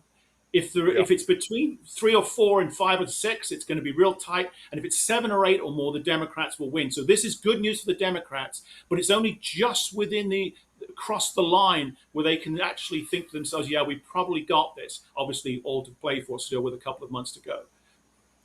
Patrick, absolutely wonderful to see you. Back by popular demand, easily our most popular guest on the World Cupper show. Glad we sprung you from Guantanamo Bay. We must get you on regularly. I know you have to get up early in the morning, but I'm glad our lawyers managed to finally tunnel you out. Fantastic to have your insight. Thanks so much, my friend. Speak to you soon. Most welcome, Mark. Your Cuban cigars are in the post. Perfect. Thank you, Patrick. Right, let's go back to Paul because we got to hand over to another show. Interesting stuff from the other side of the pond in the balance there. I guess it is in British politics as well. Yes, it is. And Paul, we've got another show starting in a minute. We have got another show. We have with Ellie Hodges. By the way, great to see Patrick Basham on. The man, the Tash, the legend. He really does articulate. I mean, I could barely see. I'm so distracted by the moustache and the clear hostage situation that he finds himself in that his statistics and stuff, I find, get lost a little bit. But what a guest, Mark. Well done. Mark, see you tomorrow, mate. From me to you, well done. Great stuff. Mark Littlewood, everybody. Well, common senses, that's not the end of your viewing today. Far be it from that, in fact. We have the Ellie Hodges show coming up very shortly. Ellie's with me now. How you doing, Ellie? I'm great, thank you. How are you? How was your show? It was great, actually. 2 hours, absolute jollity. Look, I understand your grandparents are watching today. Oh, yes, they are. My biggest Of fear course about they your are. grandparents is they are about the same age as me. So shall we let's say hello to your grandparents. Okay. Hi. How are you? What have they got names? Do you know their actual names? Sue and Cyril. Sim and Cyril. Sue and Cyril. Sue and that. I mean, that is great name. Sue and Cyril. You don't get enough. You do great, not get enough Cyrils anymore. Yeah, How you it's doing, a Cyril? legendary name. You only meet one Cyril. You do. I don't know any other Cyrils. More of a laugh, Sue or Cyril? Oh, don't make me pick between my grandparents. That's brutal. Come on. Who's likely to give you the most at Christmas? Probably Sue, but Cyril's more fun. Wow. Wow, Sue, ever so sorry, ever so sorry. What you got coming up in today's show, Ellie? We've got a fabulous show coming up, and I can't wait. So we've got 3 guests. We've got Niall Gardner here first, who's sitting. I'm excited by behind that. the I can camera see there. Niall in my peripheral I'm vision. very excited about that. So former aide to Margaret Thatcher now works a lot on foreign policy, especially in America. So I'm really looking forward to talking about our amazing new Foreign Secretary, Ed Miliband, who I'm sure we all love. And then after that, we've got Bruce Unfiltered, who was at the live show in Clacton, who's great. We're going to be talking all about Reform's new welfare reforms and what we think about them, if they're the right decisions, the removing PIP completely, is that really the right way to go about things? And then lastly, we've got Ted Newson, who I'm going to be talking to him all about being young in Westminster and what that's like. Yes, you would know. I wouldn't. Yes. Thank you very much, Ellie. That's going to be a fabulous show. Please do stay tuned for that. But big thank you to me, to Luke, to Scarlett, to Pooch, to Charlotte in the background. None of this would happen without them. I'll be back tomorrow with Mark Littlewood for Littlewood and Cox. Until then, common sensors, take care and hold on to your phones. Brilliant. Let's go to the news. Hello, Fiona McLeod here with your Monday bulletin from Moscow.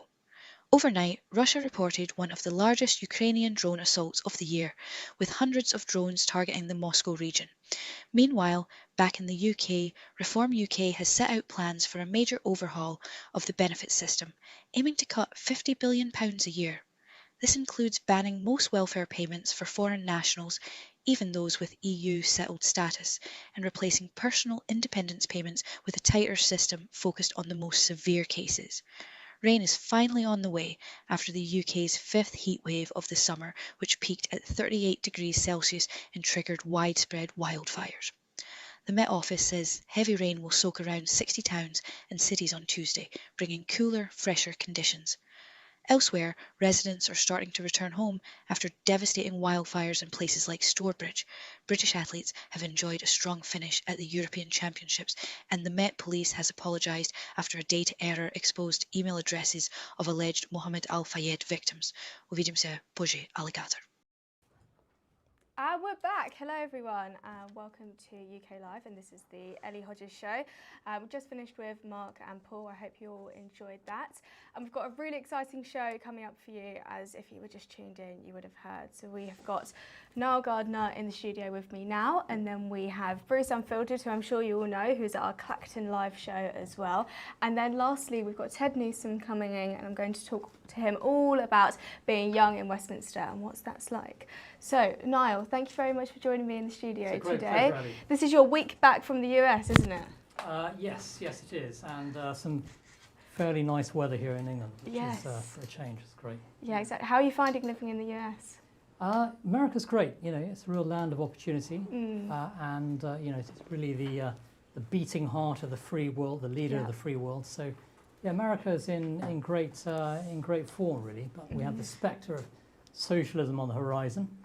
All these democratic socialists running around, who have to be defeated, has to be said. Yeah. Yeah, and I think overall America's absolutely fine. Have you spent much time in New York since Mamdani has been elected? In fact, I was in New York quite recently, and New York is noticeably more dangerous. There's more rubbish on the streets. It's gone downhill under the socialists, but that's what socialists do. Of course, socialists destroy everything in their path. Mamdani, I think, is a real far-left extremist, and it's sad to see the decline in New York City. Washington, D.C., on the other hand, is vastly improving. Yeah, and that's all to do with Donald Trump's intervention in D.C. And so Washington is really a far better place to live today. New York, on the other hand, I think is moving in the other direction. And Niall, when Ed Miliband was appointed Foreign Secretary a few weeks ago, you called it disastrous for Britain. Do you still think that? Oh, absolutely. Yeah, no, your mind hasn't been changed, has it? Worse than expected, actually. You could not think of I think, a more stupid appointment than Ed Miliband as Foreign Secretary. I mean, this is somebody who has insulted the US president on multiple occasions. Yeah. We cannot really repeat the sorts of things that he's been saying in the past. Miliband is no diplomat. He's also, of course, the architect of the whole net zero, loony left climate change agenda. And so I think that Miliband's appointment, very controversial. He was given the job really because Andy Burnham didn't know quite where to put him. Yeah. I think Miliband wanted to become Chancellor. But I think that would have been even worse. Ultimately, Burnham opted for Healey instead. And so he's been put in the Foreign Secretary position. But Ed Miliband is the least diplomatic figure that you could put there. It's going to be a very tense relationship with the United States, I think, under Miliband. I called it a disastrous appointment. I stand by that, and I think it's even worse. Well, let's have a look at some of the clips. We've got 2 clips here. Are you ready with them? Yeah. Yeah, so we've got 2 clips of Miliband talking about Trump, I think maybe 8-9 years ago. Let's have a look.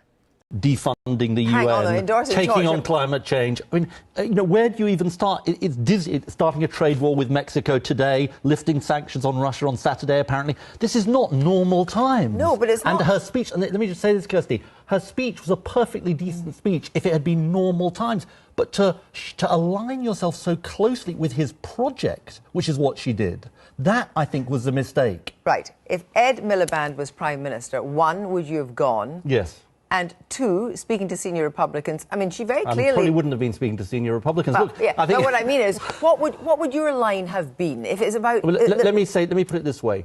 I prefer Merkel to May in the way this has been handled. Think of what Angela Merkel did the day after the US presidential election. She said, yes, a partnership with America is important, but on the basis of certain norms and values, of human rights, of commitments to equality, of things that are important. And you know why this matters? But you don't take Tim Stanley's point that this is all, mood music for a particular audience. I tell you what, words and signals matter. They matter to the impact on Trump, who only respects strength, and they matter to our reputation around the world. So he just said there that if he was Prime Minister, God forbid, he wouldn't talk to senior Republicans. And we also have just seen him walking through doors with Marco Rubio. So, I mean, he's just completely gone back on all of his principles if he had any to start with, hasn't he? Yeah, of course, Miliband, like most socialists, massive hypocrites. And he said some really stupid things in the past. But then again, this is the Labour government. The standards are incredibly low. Yep. Miliband exemplifies, I think, the whole disaster of the Labour project in Britain. This is a government that barely has the support of 1 in 4 Britons. It has some of the craziest, I would say, far left policies that we've ever seen in British history. Net zero is chief among them. Yeah. And Miliband, of course, is the champion of net zero. Needless to say, President Trump, the US administration, fundamentally hates anything to do with net zero. And so that's a pretty bad starting point. And also the Foreign Office has reiterated its support for the absolutely insane Chagos surrender deal. Yeah. And so Miliband will be trying to sell this deal that Donald Trump sank 3 times. I don't think it's exactly a sort of flying start for the new Foreign Secretary. Do you think it's a case, though, that Trump and Miliband's relationship, it won't actually make things worse from the comments that he made? Instead, it will just be his general policy, especially towards energy? Because we've seen in the past, Trump has managed to make friends. And look at some of the stuff that J.D. Vance said in the past about Trump, for example. He doesn't seem to mind too much when people make not so nice remarks about him in the past. Instead, when it comes down to policy, and as you said, net zero is something that Trump is very much against. Yeah, that's an interesting point because after all, initially Donald Trump got on fairly well with Keir Starmer, and I think he treated Keir Starmer as sort of a charity case in a way. I think he felt sorry for Keir Starmer. Basically, I mean, Starmer, came across sort of welfare case, I think, to Donald Trump, and he took pity on him. Things deteriorated very rapidly, though, especially with the deep divide over the Iran war. Starmer's refusal initially to allow the use of US bases on British soil for the Iran war. All of these were critically damaging, I think, to Keir Starmer's relationship with President Trump. And Trump swiftly turned against Keir Starmer. And then you throw in, of course, the whole Chagos surrender deal, which greatly angered Donald Trump. It could be the case that, the Trump administration initially seeks to have a friendly, relationship with Ed Miliband as the incoming foreign secretary. After all, this is the US-UK special relationship. It's far bigger than any individual politician. But there are no limits to the depths of Miliband's stupidity, frankly. And so I think it's only a matter of time before, I think the knives are out in Washington for Ed Miliband. Okay. And I think there's been a very generous approach taken so far since his appointment, but that will swiftly change, I imagine. Before we go on to talk more broadly about the special relationship, let's have a listen to these remarks made by Ed Miliband, which is what everyone references now. Let's have a look. Most importantly, his values, his racism, his misogyny, his respect for authoritarian regimes and his apparent contempt for democratic regimes. And I think it is important to take a stand on this, because I do think that his values and where he stands are on the side of, they seem to be on the side of authoritarianism and not on the side of the democratic values that I think are shared across political parties in the UK. I thought it was an extraordinary number of people that came out. I think they spoke for lots of people in Britain. The thousands spoke for the millions of people in Britain who feel this way. So I think it was right to take a stand. Was it right that he was here? Well, I personally, if I'd been in Theresa May's shoes, would not have done it this way. I wouldn't have rushed to the White House at the first opportunity. I'm afraid it hasn't really got her anything. I almost felt sorry for her in that press conference, but it was classic Trump. He lied by claiming that him criticising her was fake news. That was a lie. He attacked the press, and he made appalling remarks about immigration and its effect on Europe. Now, to be fair, she did disagree with that, but for my liking, she was too passive. She's been too passive. And if you like, this is the moment when you're either siding with a guy who respects authoritarians, likes dictators, and comes along and tries to upend democratic countries. He did it with Merkel at the NATO summit. He did it with May here with his Sun interview. So you're either on that side or his side. I'm afraid we've looked too much on his side, really. It just kept on going, didn't it? You didn't think it could get any worse. I mean, he's just completely abandoned any of the principles that he had. And he said there that Theresa May was being too passive by even letting him have a state visit or going to meet him. And now he's there with all of these Republicans looking like he's having a great time.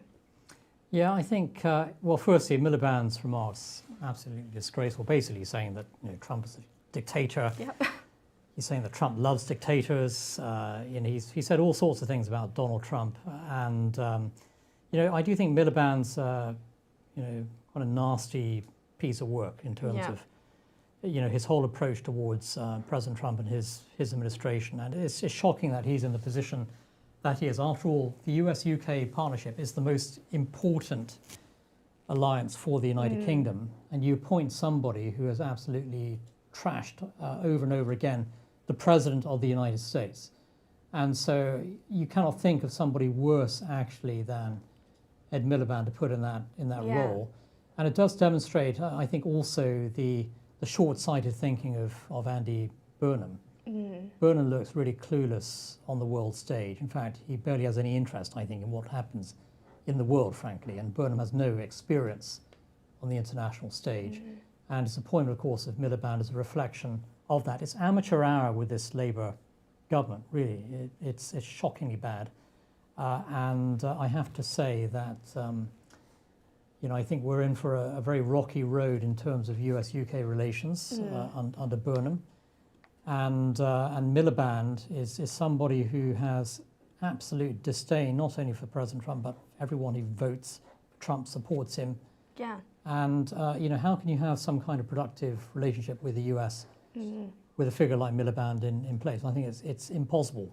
I mean, if I was Ed Miliband and I hated Trump that much, and I'm sure his opinions haven't changed that drastically since then to now, I wouldn't want to be anywhere near that guy. I wouldn't want to work with him. I wouldn't want to work with the administration. But he seems completely fine to do that. But now he's been to Washington. He's met Marco Rubio, and Marco Rubio has said that they had constructive talks. Could some of the fears maybe have been a little bit overblown? Well, you know, Marco Rubio, who I think is a great Secretary of State, he's extremely polite, diplomatic, and so naturally, I think he's going to, have a friendly initial meeting with Ed Miliband, and that's to be expected. But the reality is, behind the scenes, there are deep-seated tensions between the two sides, and I know for a fact that across the Trump administration, there's great skepticism with regard to Ed Miliband, Andy Burnham, with regard to the entire Labour government. There's a lot of sympathy, of course, in the United States for figures like Nigel Farage and for reform. And the Labour government, I think, is seen as it's a lightweight government. It's destructive. It's also seen as a sinking ship, really, that eventually is going to be replaced. But the United States has to deal with this government in the meantime. Hence, the initial meeting between Marco Rubio and Ed Miliband.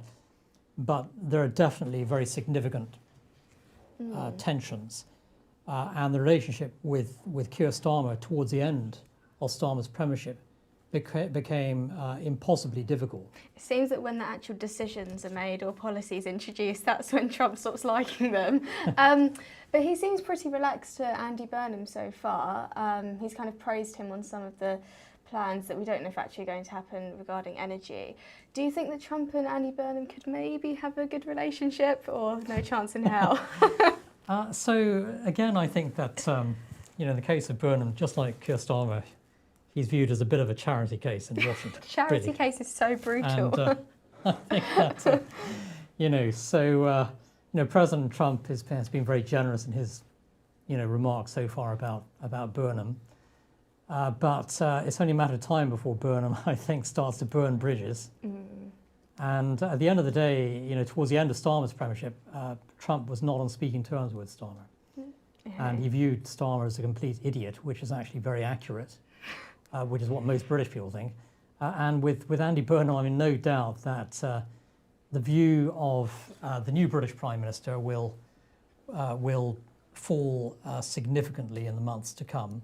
The more that Burnham actually says about foreign policy, national security issues, and so on, I think the less the Americans are going to like him. And let's face it, I don't think Burnham's a very serious figure on the international stage. He has no experience. No. And it's hard to see how he's going to build some strong relationship with President Trump. Ideologically, they're in different universes. And Burnham represents the kind of socialism, of course, that Trump is fighting in America. And every day President Trump is condemning socialism, communism. Well, Andy Burnham represents all of that. And so, I think that Burnham's relationship with Trump is going to be very difficult. Okay, and let's say you're Foreign Secretary. What plans would you make? What steps would you take to kind of bring back this special relationship? Because some people would say we don't even have a special relationship anymore, and actually we kind of flatter ourselves too much by saying that we're of use to the US. I think the special relationship, despite Keir Starmer and Burnham and so on, Labour, it's still very, very strong in terms of the big picture, because it is the most powerful bilateral partnership in the world. Yeah. And there are huge ties of, history, language, culture. There are tremendous economic ties, huge levels of investment on both, between the US and the UK, on both sides of the Atlantic. The economic relationship is very important.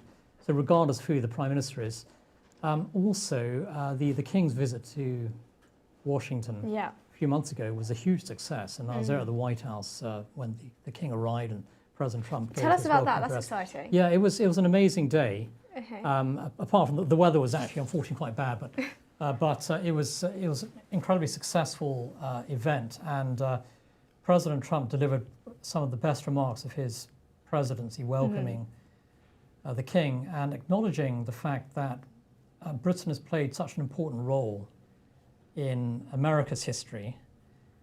Setting aside the minor dispute during the Revolutionary War and so on, but President Trump paid tribute really to the British legacy in the United States, and there are 70 to 80 million Americans who have British ancestry. That's a huge number. There are more people of British ancestry actually in the United States than there are people living in the United Kingdom today. That's a striking fact. And so the King's visit was a tremendous success. He was very warmly welcomed. Even the Democrats gave him a standing ovation when the King spoke to Congress, and that was a great speech by the King. And so even the lefties, the socialists, who have this no kings movement in America. They loved it. They were all applauding the King. So that's the power of the special relationship. It is immensely powerful. And I do think that the special relationship is very real. It works for the benefit of both sides. It's unfortunate we've got the kind of weak-kneed, useless leadership in Britain that we have at the moment. But the special relationship can be fully rebuilt and re-energized with the new Prime Minister. Quite possibly Nigel Farage as the next Prime Minister, somebody who spends a lot of time working with Britain's friends and allies in the United States. He's somebody who firmly believes in the special relationship and is very popular in America. So I think all of this can be re-energized, once the socialists are, given the boot, hopefully soon. But the special relationship is real. It works, and as the King's visit demonstrated last April, it does have immense power, and most Americans love the United Kingdom and the British people, and most Americans like the British monarchy, actually. And when you look at kind of overall Britain's state and its place in the world at the moment, what do you think needs to change, and how can we kind of bring back what you think that we've lost? Well, the first thing British people need to do is throw off the shackles of socialism. Yeah. Because socialism is incredibly destructive. And Burnham is a proud socialist. And so the British people have to reject and defeat socialism. That's the first thing. As long as you've got a socialist government, nothing good comes from it. I think secondly, Britain needs secure borders. It needs to end the mass migration and illegal migration crisis and ensure that not one single illegal migrant comes into the UK. If you don't control your borders, you're not a free sovereign nation. You're not a nation at all. President Trump has already secured America's borders. Illegal migration into the United States is zero now. The southern border for the United States is nearly 2,000 miles long. Trump secured it actually within a couple of weeks after he entered office. So Britain's, the mainland Britain is an island, and you can secure Britain's borders, and you've got to do that in order to, secure the future of the British people. But there are so many things that need to be done in terms of getting British self-confidence and pride in Britain back. Because right now, I think the UK is on its knees. It's in a real state of decline, actually. Under the socialists, and that's got to change. And lastly, before you go, I put a tweet out actually the other day just saying that I think that some political parties need to be more optimistic about the future. Yes, I saw that tweet. I think that lots of political parties and politicians are always talking down this country, and I don't think they necessarily do it in a bad way. I just think that they're talking about the issues. But I think for lots of people watching this as well, especially on the right, when you're hearing stories all the time about how bad everything is, it almost makes it seem like there's nothing to fight for. And obviously Trump was elected on Make America Great Again, and that's kind of optimistic in terms of we can make it great again. Do you think we need more of that here?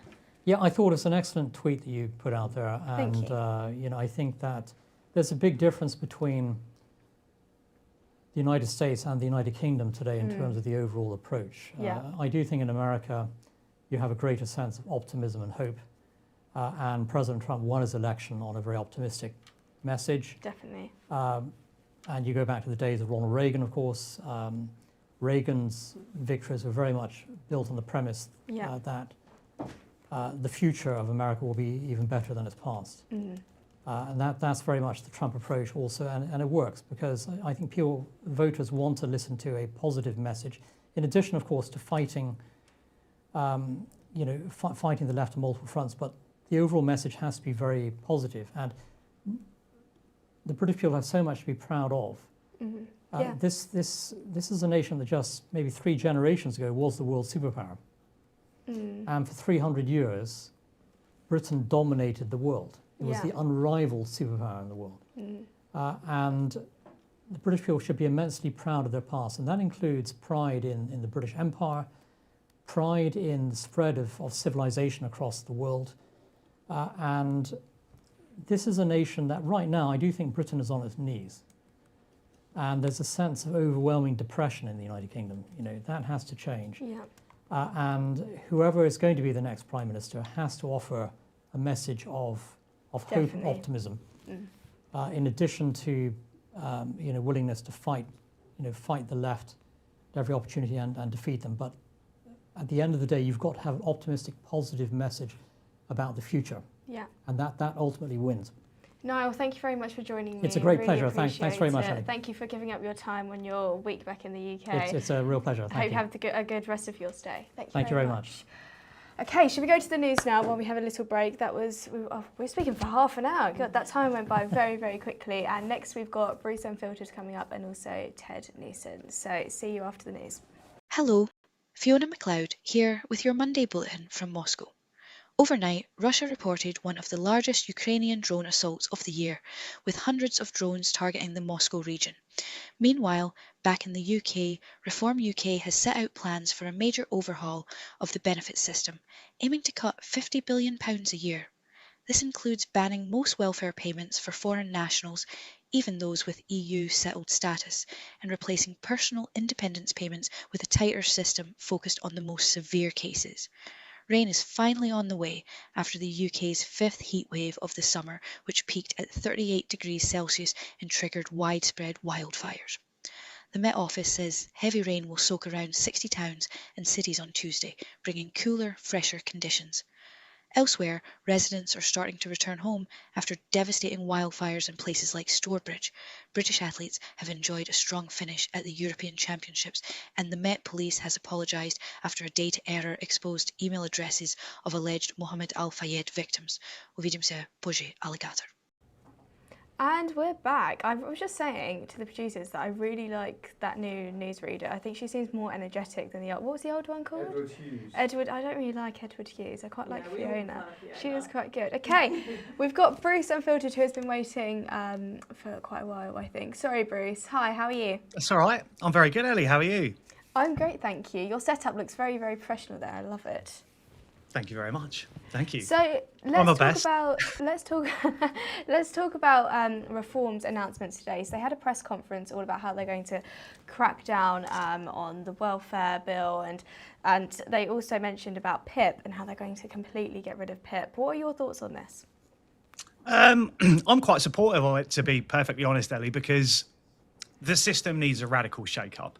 I don't know if anyone's paid attention, but today the Telegraph have published a piece which is basically highlighting TikTok accounts, YouTube accounts, and actual websites where you can pay money to go and have your PIP assessment forms filled in correctly at different stages. So you can pay 50 quid as a one-off subscription to have what's effectively a pre-written script to fill the forms in to maximize your PIP claim. And there are other pricings on it. It's actually called pipexpert.co.uk, which basically claims it will help people secure higher payouts in 30 seconds. There are YouTube channels out there explaining to people how to do this, and they even offer a package for $149.99 that if it's rejected, they will do it for you and essentially send the claim off. So it's got to a point, I think, where the PIP system particularly is being gamed rather than for actual genuine people. So I think what Reform are doing is plausible. I don't think they're on about scrapping the PIP system. I think they want to replace it with something different. And what I find quite interesting is, I mean, literally as that press conference went live, you start to see the headlines coming out. Reform want to kill benefit claimants. They want to kill disabled people. I mean, some of the hysterical headlines that have been coming out over the last hour are utterly ridiculous. There are people publishing videos explaining how bad this is going to be, yet the policy hasn't even been published on Reform's website as of 15 minutes ago. So I don't know where these people are getting their information from. They're effectively taking sound bites of what Robert Jenrick has said, spinning it into their opinion, because obviously everything Reform does is detrimental to anyone. But when you actually look at what they're doing and what they've proposed, it isn't removal of PIP altogether. I've got some points here. They're essentially saying that they don't want to change this. They want to change the system, but make it so everything I just explained on that pipexpert.co.uk isn't happening. You know, it's pretty obvious the system is being abused, and I think what they want to do is refunnel genuine claimants into a system that works better. I know people when I worked in education who claim PIP, and I used to sit next to them. Really nice people. They use that stuff to aid them in their work or at home. And that's what it is, isn't it? It's kind of a work assistant program, I think, is probably a better description of it, or assisting you in getting back to work or helping you with your work. So they're not saying they want to get rid of it. I think they're saying they want to just maneuver it into something that makes it easier to apply for. It's more face-to-face rather than just companies providing you a script to fill these forms in. That's really because I think it's been... Yes, and I think the government have even admitted themselves that the entire process has got so out of kilter for what it should be that it needs a review and it needs changing. And yet, because Reform propose it, all of a sudden it's doom and gloom. Yeah, I do think that's a good point, that the headlines are quite misleading on this, because you would just think, as I said at the start, that PIP is just being completely scrapped and nothing's, you know, going to replace it. It's the same when we talk about the Human Rights Act and everyone says, okay, you get rid of the Human Rights Act, everyone will have no rights, as if before the Human Rights Act we had no rights. So that is a good point you make there. However, I just do worry, because we have to remember that PIP isn't an out-of-work benefit. You can be working full-time and still receiving PIP. I think 20% of people on PIP are still working full-time. So that's where my issue is, and I hope that Reform go forward with this and explain exactly what they're doing so that it doesn't stress out people who are genuinely in situations where they need to be receiving this benefit. Because I think that sometimes people can, and completely understandably, read a headline and think, oh my God, all my benefits are going to be taken away. What's going on here? So I think it's important that they explain that. But I think a good point that you just brought up was the in-person assessments, because we see this happening now all the time, where you don't have to have in-person assessments for having things like ADHD or depression or whatever it is in terms of receiving benefit. How important do you think that these in-person assessments are? Well, very, because I think we've seen it before. There have been even then there have been documented examples. I think Channel 4 were running a documentary on Benefits Britain, and we would see people going into these in-person assessments. I particularly remember the guy who said he'd had an operation done on his back in Turkey, walks into this building, and as he goes to sit on the seat, he's like this, can't stand up, can't sit down, then walks out of the building absolutely fine. So there's definitely something wrong there.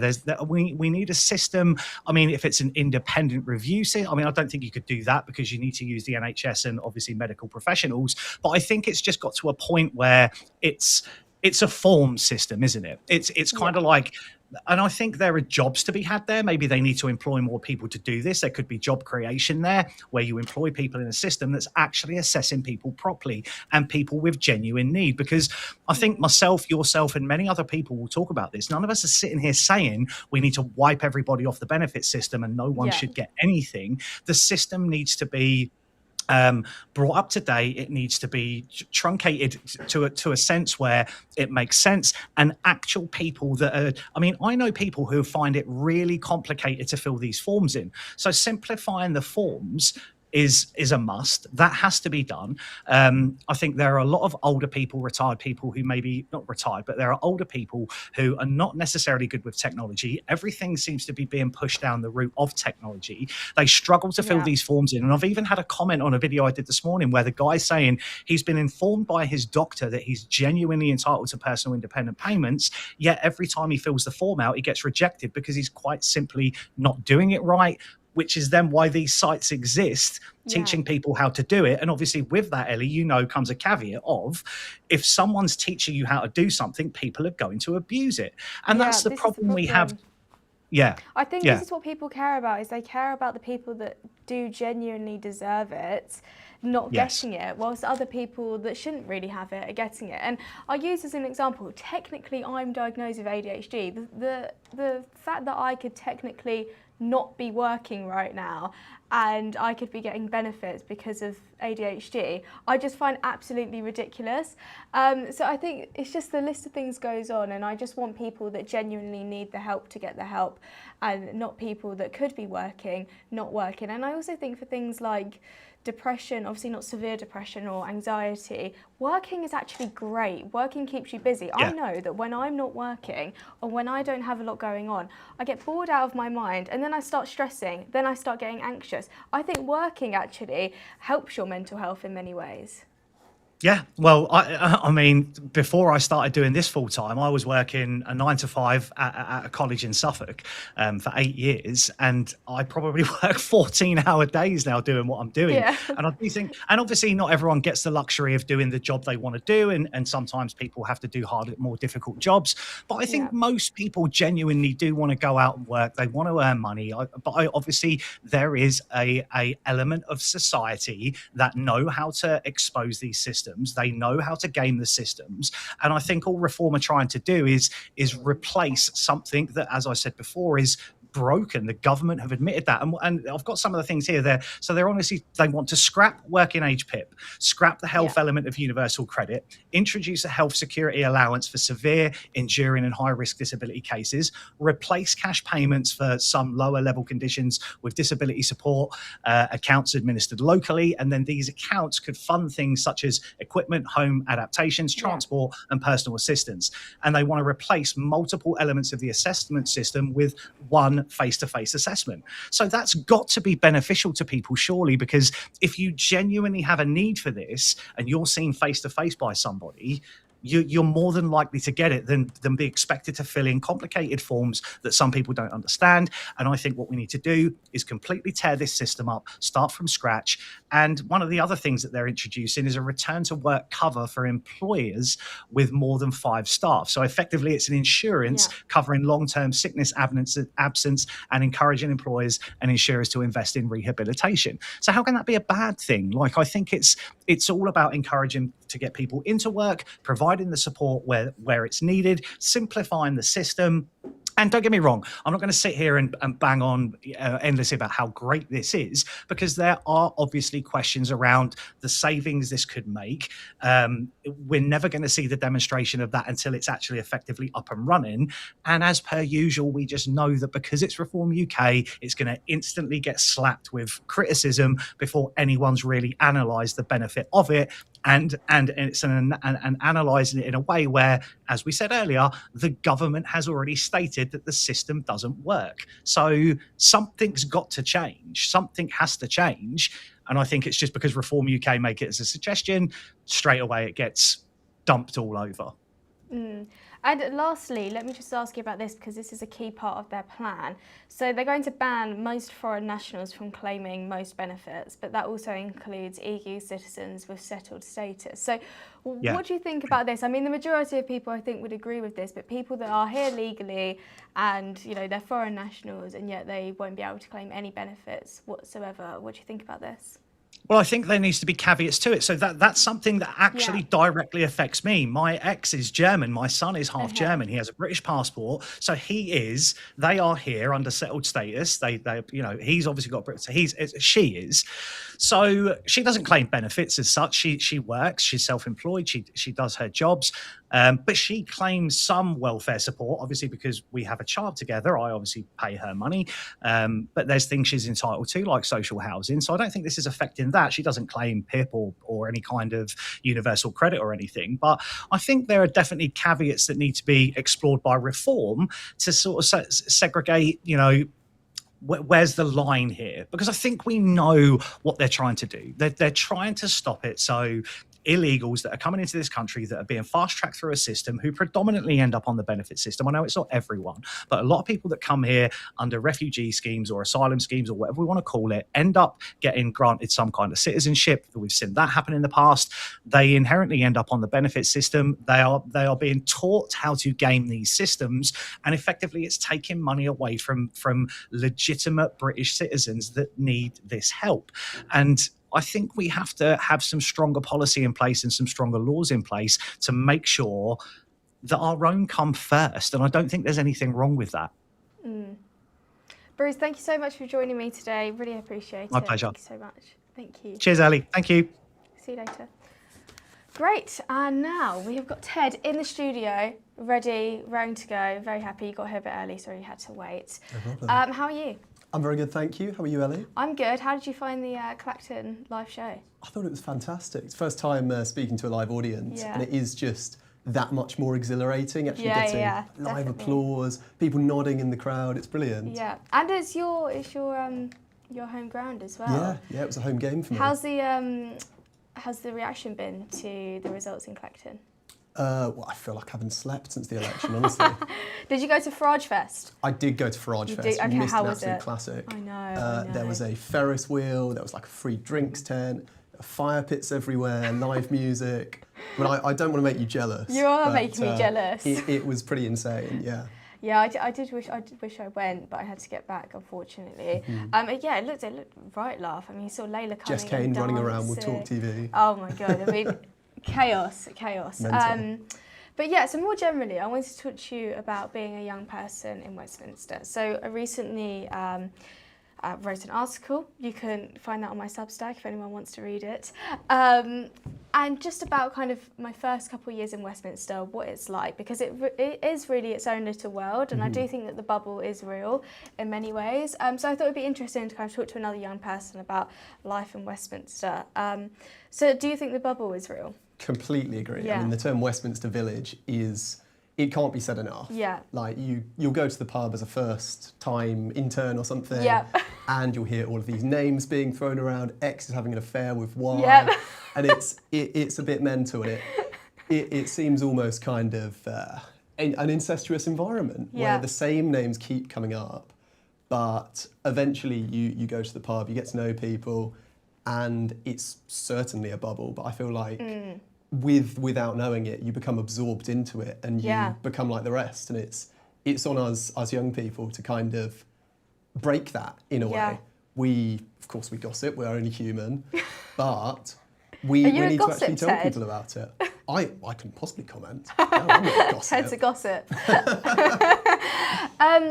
Yeah, I mean, it's definitely true that it does feel like its own little town, and I did say in my article that sometimes that can be great because you walk down the road. I was just walking down one of the streets in Westminster the other day, and you were just walking the other side of the road. Ellie, I read your article, I loved it, and I thought that exactly explains what the article was talking about. But it can be good, but it can also be bad for many reasons, because if you go wrong, everyone knows very quickly, don't you think? Yes, I mean, you make one misstep and that is going to be hanging over you. Yeah. There's a real toxicity about it. You make a kind of misstep, or maybe you have a relationship that goes the wrong way, and you just know that in any of the given Westminster watering holes, you are going to be the topic of conversation. Yeah. Especially if you've made an honest mistake. So that is a bad thing, and I've heard of people kind of being hounded out by it, or their mental health suffering. Really? Obviously, Westminster is a kind of 24/7 environment. When you're not at work, you're at the pub, it's long hours. It's a lot of socialising, which is good for people like you and me. But people who are kind of more reclusive, it can certainly get to them. It's like the socialising in many ways is actually part of the job as well, because Totally especially agree. if you work in the media, for example, me wanting to find guests for this show, if I go down to Westminster pub, I can find plenty very quickly. But for some people, you don't need to, but I guess it's also part of the networking as well. When you first kind of arrived into Westminster, was it all quite crazy? Did you adapt quite quickly to it? Well, I think it was a real culture shock because coming out of university, I left university a few months before I graduated. I did graduate, but essentially to take up an internship.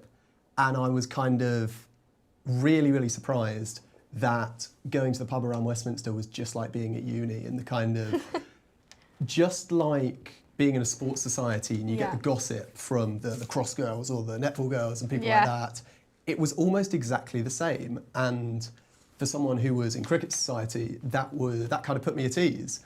But it's a bit like, gosh, this is supposed to be an adult world, and there's so much. It's a secondary school going around. It It's does a feel like total a secondary school in many ways. I'm not saying that serious things don't happen; they do. But I do think the socialising element to it is very gossipy and very secondary school-like. Yeah, I mean, it is crazy when you first arrive and you have to adapt to it very quickly. I mean, I've only been in Westminster for a couple of years and I'm already kind of completely adapted to it. Everything is normal. But when you speak to people that are, for example, doing internships at the IEA, I mean, you just hear them, and especially if you're not from London and you're from up north or down south, wherever it is, and you kind of arrive in the centre of Westminster, it can be very overwhelming. But let's talk about some of these front pages today because I've got these with me. So this one I think is really interesting. This one actually from the Daily Mail, not from Daily Mail, from The Sun. There you go, finally got it. So this is Henry Novet's killer, and he's going to be allowed prison-to-prison video chats with his mum, who's also in jail. I mean, this is just completely ridiculous, isn't it? Yeah, his mum stroke accomplice. Yeah, exactly. Who obviously hid the knife. Yeah. She was aiding and abetting a murderer. So shocking. And the punishment for that is constant contact with her murderer son. So, no, I think it's totally unjustified. Whichever judge has come up with that verdict, he needs some serious scrutiny. Definitely. But it's just so depressing. Us Brits can feel like you almost put something out dodgy on social media and you're at risk. And we've got a killer, a genuine killer. A genuine killer, getting access to his mum. I'm sure we'll hear in a couple of months he's getting all kinds of creature comforts like we heard about with Rudy Cabana. But it really does make you lose faith in the justice system, and that needs to be fixed and quick. It really does. And I mean, I was listening to Mike's show actually this morning, and I think he made quite a good point that instead of kind of automatically getting these privileges and then them being taken away from you if you misbehave in prison, you should actually have to earn the privileges. If they're going to give out these privileges anyway, you should have to have good behaviour in prison. Do you think that's kind of a good idea? Totally agree. I mean, there was a story that came out about 6 months ago about prisoners getting a chocolate allowance. Yeah, getting little bags of sweets. And why is that the default? Yeah. I think ultimately prison, you should realise that you're being punished, and for an awful lot of people, it's like, oh, I'm seeing my mates here, I'm getting 3 square meals a day, I'm being kept safe, I've actually got home. And it's not the deterrent it was set up to be. So we do need to give prisoners a kind of incentive for being good rather than kind of just being punished further for being bad. And we also have this situation where we're having really quite dangerous prisoners being released early because we just don't have enough space in prison. I mean, it's absolutely shocking that this is the case, and I just find it really sad. I mean, I can't remember what the figure was the other day, but thousands and thousands of domestic abusers being released, and I mean that is just absolutely shocking. Imagine being a woman that's actually, or a man that's gone through that and they've had to live with this person being abused sometimes for years and years. They finally got put behind bars and then they're released and put back into the community. I mean, we saw that with the rape gangs, but I mean it's just absolutely shocking. And what is the solution to this? Because it is really hard to kind of, what do we do? But I always make the point that during COVID we were able to build hospitals quite quickly, temporary hospitals. Why can't we do that with prisons? Totally agree. As long as they're secure, we should be setting up Nightingale prisons. Yeah, actually exactly. Making sure everyone's kept inside, kept monitored. I mean, why monitor the rest of the population rather than monitoring the criminals. Yeah. If we know that these people have done wrong, they ought to be highly scrutinised by the state. It shouldn't. We shouldn't all be punished and take reductions in our freedom just because a certain amount of bad apples are let out prematurely. Yeah, and it's a situation where if you are someone who is likely to commit crimes, why would you not do it? If you see prisoners being released early, them getting privileges in prison, I mean, the list goes on. And I think that also we have all these petty crimes happening all the time. And I speak about this constantly because it really, really frustrates me when people are shoplifting, bunking trains. And they get a free pass. Yeah, exactly. And it's just, oh well. I mean, I've literally seen people steal from a Sainsbury's, walk out, and the security guard just stands there and just kind of watches them, maybe makes like a little, oh, don't do that. But there's no actual deterrent. And I think that it's only human nature that people will keep doing it if there's no deterrent. There's no reason for them to stop. I've had that in Westminster before where you see someone shoplifting Yeah. and you kind of point to the security guard and it's like, are you seeing this? Yeah. It's like, oh no, we can't touch them. Yeah, it is just the breakdown of society more generally, and I hate to be so kind of down. I really like to be optimistic, but something needs to change in terms of the culture that we have at the moment. We need because some enforcement. just and just in general as well, just rudeness from certain people. I hate to go on a bit of a rant here, but people who are on their phone on the train, oh my god, it actually drives me insane. I had on my journey back from Clacton actually, I tweeted about it and it went quite viral actually. It's one of those tweets, you know, when you just post something in rage and that goes viral, but something you've worked on for weeks gets about 2 likes. But I just posted about, I was sat on the train, opposite me, this group come on, they're all on their phones with speakerphone talking to someone in a different language at full volume. And there was like 3 different calls going on. One, I don't know what language it's in, one was English, one was something else. And I just thought, like, this is actually driving me insane. Do you not think of the other people that are on this train? Yeah, I bet they didn't pay for a ticket either. No, exactly. But do you not just think it shows the breakdown in society because people have a feeling that they can just do whatever they want because there's not going to be any social consequences? There's just no kind of culpability anymore. And you're genuinely putting yourself at risk if, say, you're sat across from someone who's blasting like drill music and you're like, mate, can you please turn that off? Do you not like drill music? Not a fan. Not really a fan. What's your music? Ooh, bit of everything. Country music, jazz. Country music. I'm quite versatile. Really? Okay, not then drill, not though. drill. Or any rap music? Or Eminem, you know? When I was younger, I used to be into the kind of like South London drill. Oh my god! There is no way Ted is sat there with South London drill. Sorry, that's quite funny. That is quite funny. Yeah, sorry, I don't know how I'm going to come back from that. That was really funny. Revelation. That is a revelation. Breaking news, Ted listens to South London drill. Sorry, that's hilarious. Okay, moving on. So I was just talking to Bruce, I don't know if you could hear about Reform's new plans on the welfare bill, how they're going to tackle it, and benefits more broadly. Did you have a chance to listen to it? What do you think about their new I didn't listen to the press conference, but just immediately, you know, it's reform, so they're going to jump on it. Yeah. Anything that hasn't been spelled out in the most obvious terms is going to be picked apart by someone like Fraser Nelson, and he'll say, no, we can afford all the welfare that we want, and Pip's actually brilliant, and a whole load of rubbish like this. So they do need to be really, really thorough. On my walk over here, I got sent I think it's 52-page policy document on it. I need to read that a bit later, but clearly it's quite thorough. That sounds fun to read. Clearly it's quite thorough. We'll see how that goes, whether anything is left unanswered, but ultimately it's about not leaving a kind of a gap. Because I do think on the kind of EU citizen thing that you mentioned, we shouldn't be differentiating between Europeans and non-Europeans. It's like, if you're not English, you shouldn't really be claiming welfare. I mean, I think there are a certain amount of passes you should be able to give people that are just general courtesy, say if they're disabled, something like that. But ultimately, we do need to kind of put British people first. The welfare bill, I think it's going to be 400 billion by 2030. We've got to do something about that. We do. It's almost a bit of a shame that Reform aren't touching the pensions, but that's their core so voter block. what would you do with the pensions? Oh, we've got to do something about the triple lock, Ellie. It's just... Really? It's probably the most contentious issue in politics at the moment. Would you scrap it's it? not being talked about. I would scrap it. Really? That's interesting. Okay. Why? it's full identity politics from me. Like, I'm a young person. If we keep the triple lock, chances are I'm not even going to get a state pension, let alone a triple locked one.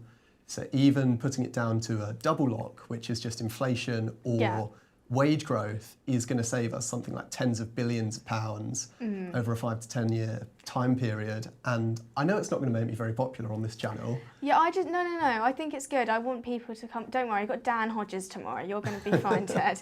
I think it's an interesting conversation, but the point that I always make is young people a lot of the time do act as if pensioners are getting so much money. They aren't getting It does a lot feel a of bit money. vindictive, I yeah, will say. It's not a lot of money at all. It's like £250 a week, I think. It's not it's not a lot of money to if you're living off of that. It's really not. So I think I don't want to get in this situation where we're just always saying that pensioners are getting loads and loads of money, because that's not the case either. And I do think that we should protect pensioners, people who have kind of put into the system all of their life, should get something back at the end of it. So it's an interesting conversation, because I do think that you have a point in many ways that we are spending so much money on it. Well, a big part's the public sector pensions as well.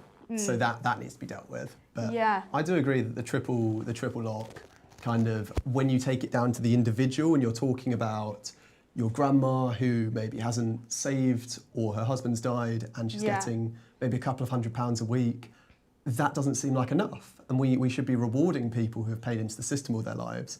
But when you're rewarding people who haven't, or giving people money where maybe they've worked for the civil service for a couple of years and now they get way more than the average pensioner, that's the bit that we need to clamp down on. Okay, and let's talk kind of quickly before we wrap up the show more generally about young people. And I remember, I think I went on LBC and it was, do young people have it worse? Do we have it worse off than previous generations?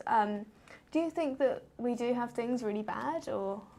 It's a really, really nuanced take, because you look at the economics that people are putting out there, and we've never lived in a more prosperous time.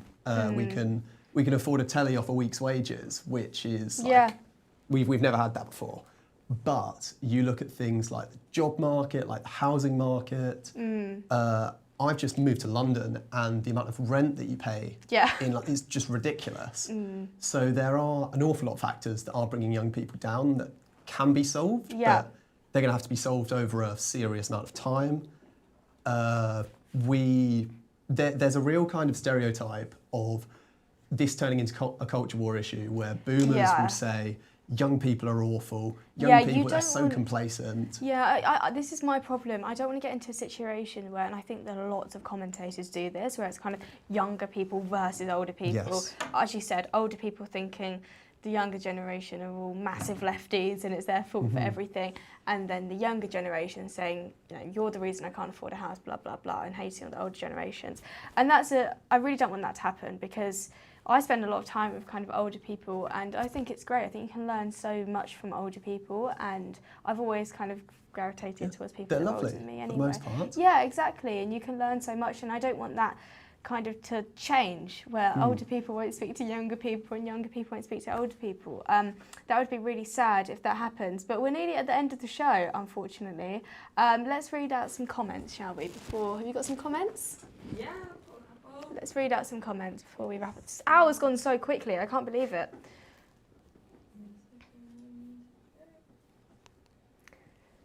He has a point, Laura said. I have a point. He has a point. Glad to know I'm talking some common sense. Ellie has really come into her own, and what not to like about Ted. Oh, thank you very much. Thank you. Yeah, I've got more confident and more relaxed. Great show, Ellie. Thank you so much. Keep in mind, going to be doing a show every day this week apart from Wednesday. Tomorrow we will have Dan Hodges in the studio. Don't worry, it's not my dad, it's not my brother, we're not related, but it's going to be two Hodges in the house, Hodges v Hodges really. So he will be in the studio tomorrow, and then we'll also have someone else. Great to see these young people from a 71-year-old. Thank you. I like Ellie's diplomacy. Oh, that's very nice. I've never thought of myself as diplomatic, but thank you very much. Ellie is amazing. She thinks for herself on pensioners rather than just accepting the anti-pensioner propaganda. Ted, you're pushing propaganda. The spinner himself. the villain of Ted. Thank you very much. I will always think for myself. 2 hours of Ellie, please. Oh, we will see. We'll see. I go on holiday after this week for a week, and then I'll be back for September, and we'll properly launch the show, and hopefully maybe even every day for 2 hours. Great scoop, Ellie. Thank you very much. Oh, these are so lovely comments. Thank you so much. I hope you all have enjoyed the show. First show of the week. We've got so much coming up this week. I'm really looking forward to it. You're both great examples of younger people with common sense. Thank you very much. Really appreciate that. I think me and Ted both think for ourselves. So I think it'll be interesting to see what we disagree on as well, actually. I think there'll be some things we disagree on, definitely. Definitely. And it's important that we have debate, which is why I'm getting Dan Hodges on tomorrow. I want to be having actual serious debate on the show, but also being able to have a joke and not take things too seriously and be optimistic about the future. And I know that lots of you are commenting saying it's great to see 2 young people. I've had some emails as well saying it's great to see a young person being optimistic, not the awful Dan Hodges. Don't do this to me. Don't. No, I'm having him on the show because it's important that we do have a conversation with people that we disagree with. And don't worry, I won't give him an easy time. I won't give him an easy time at all.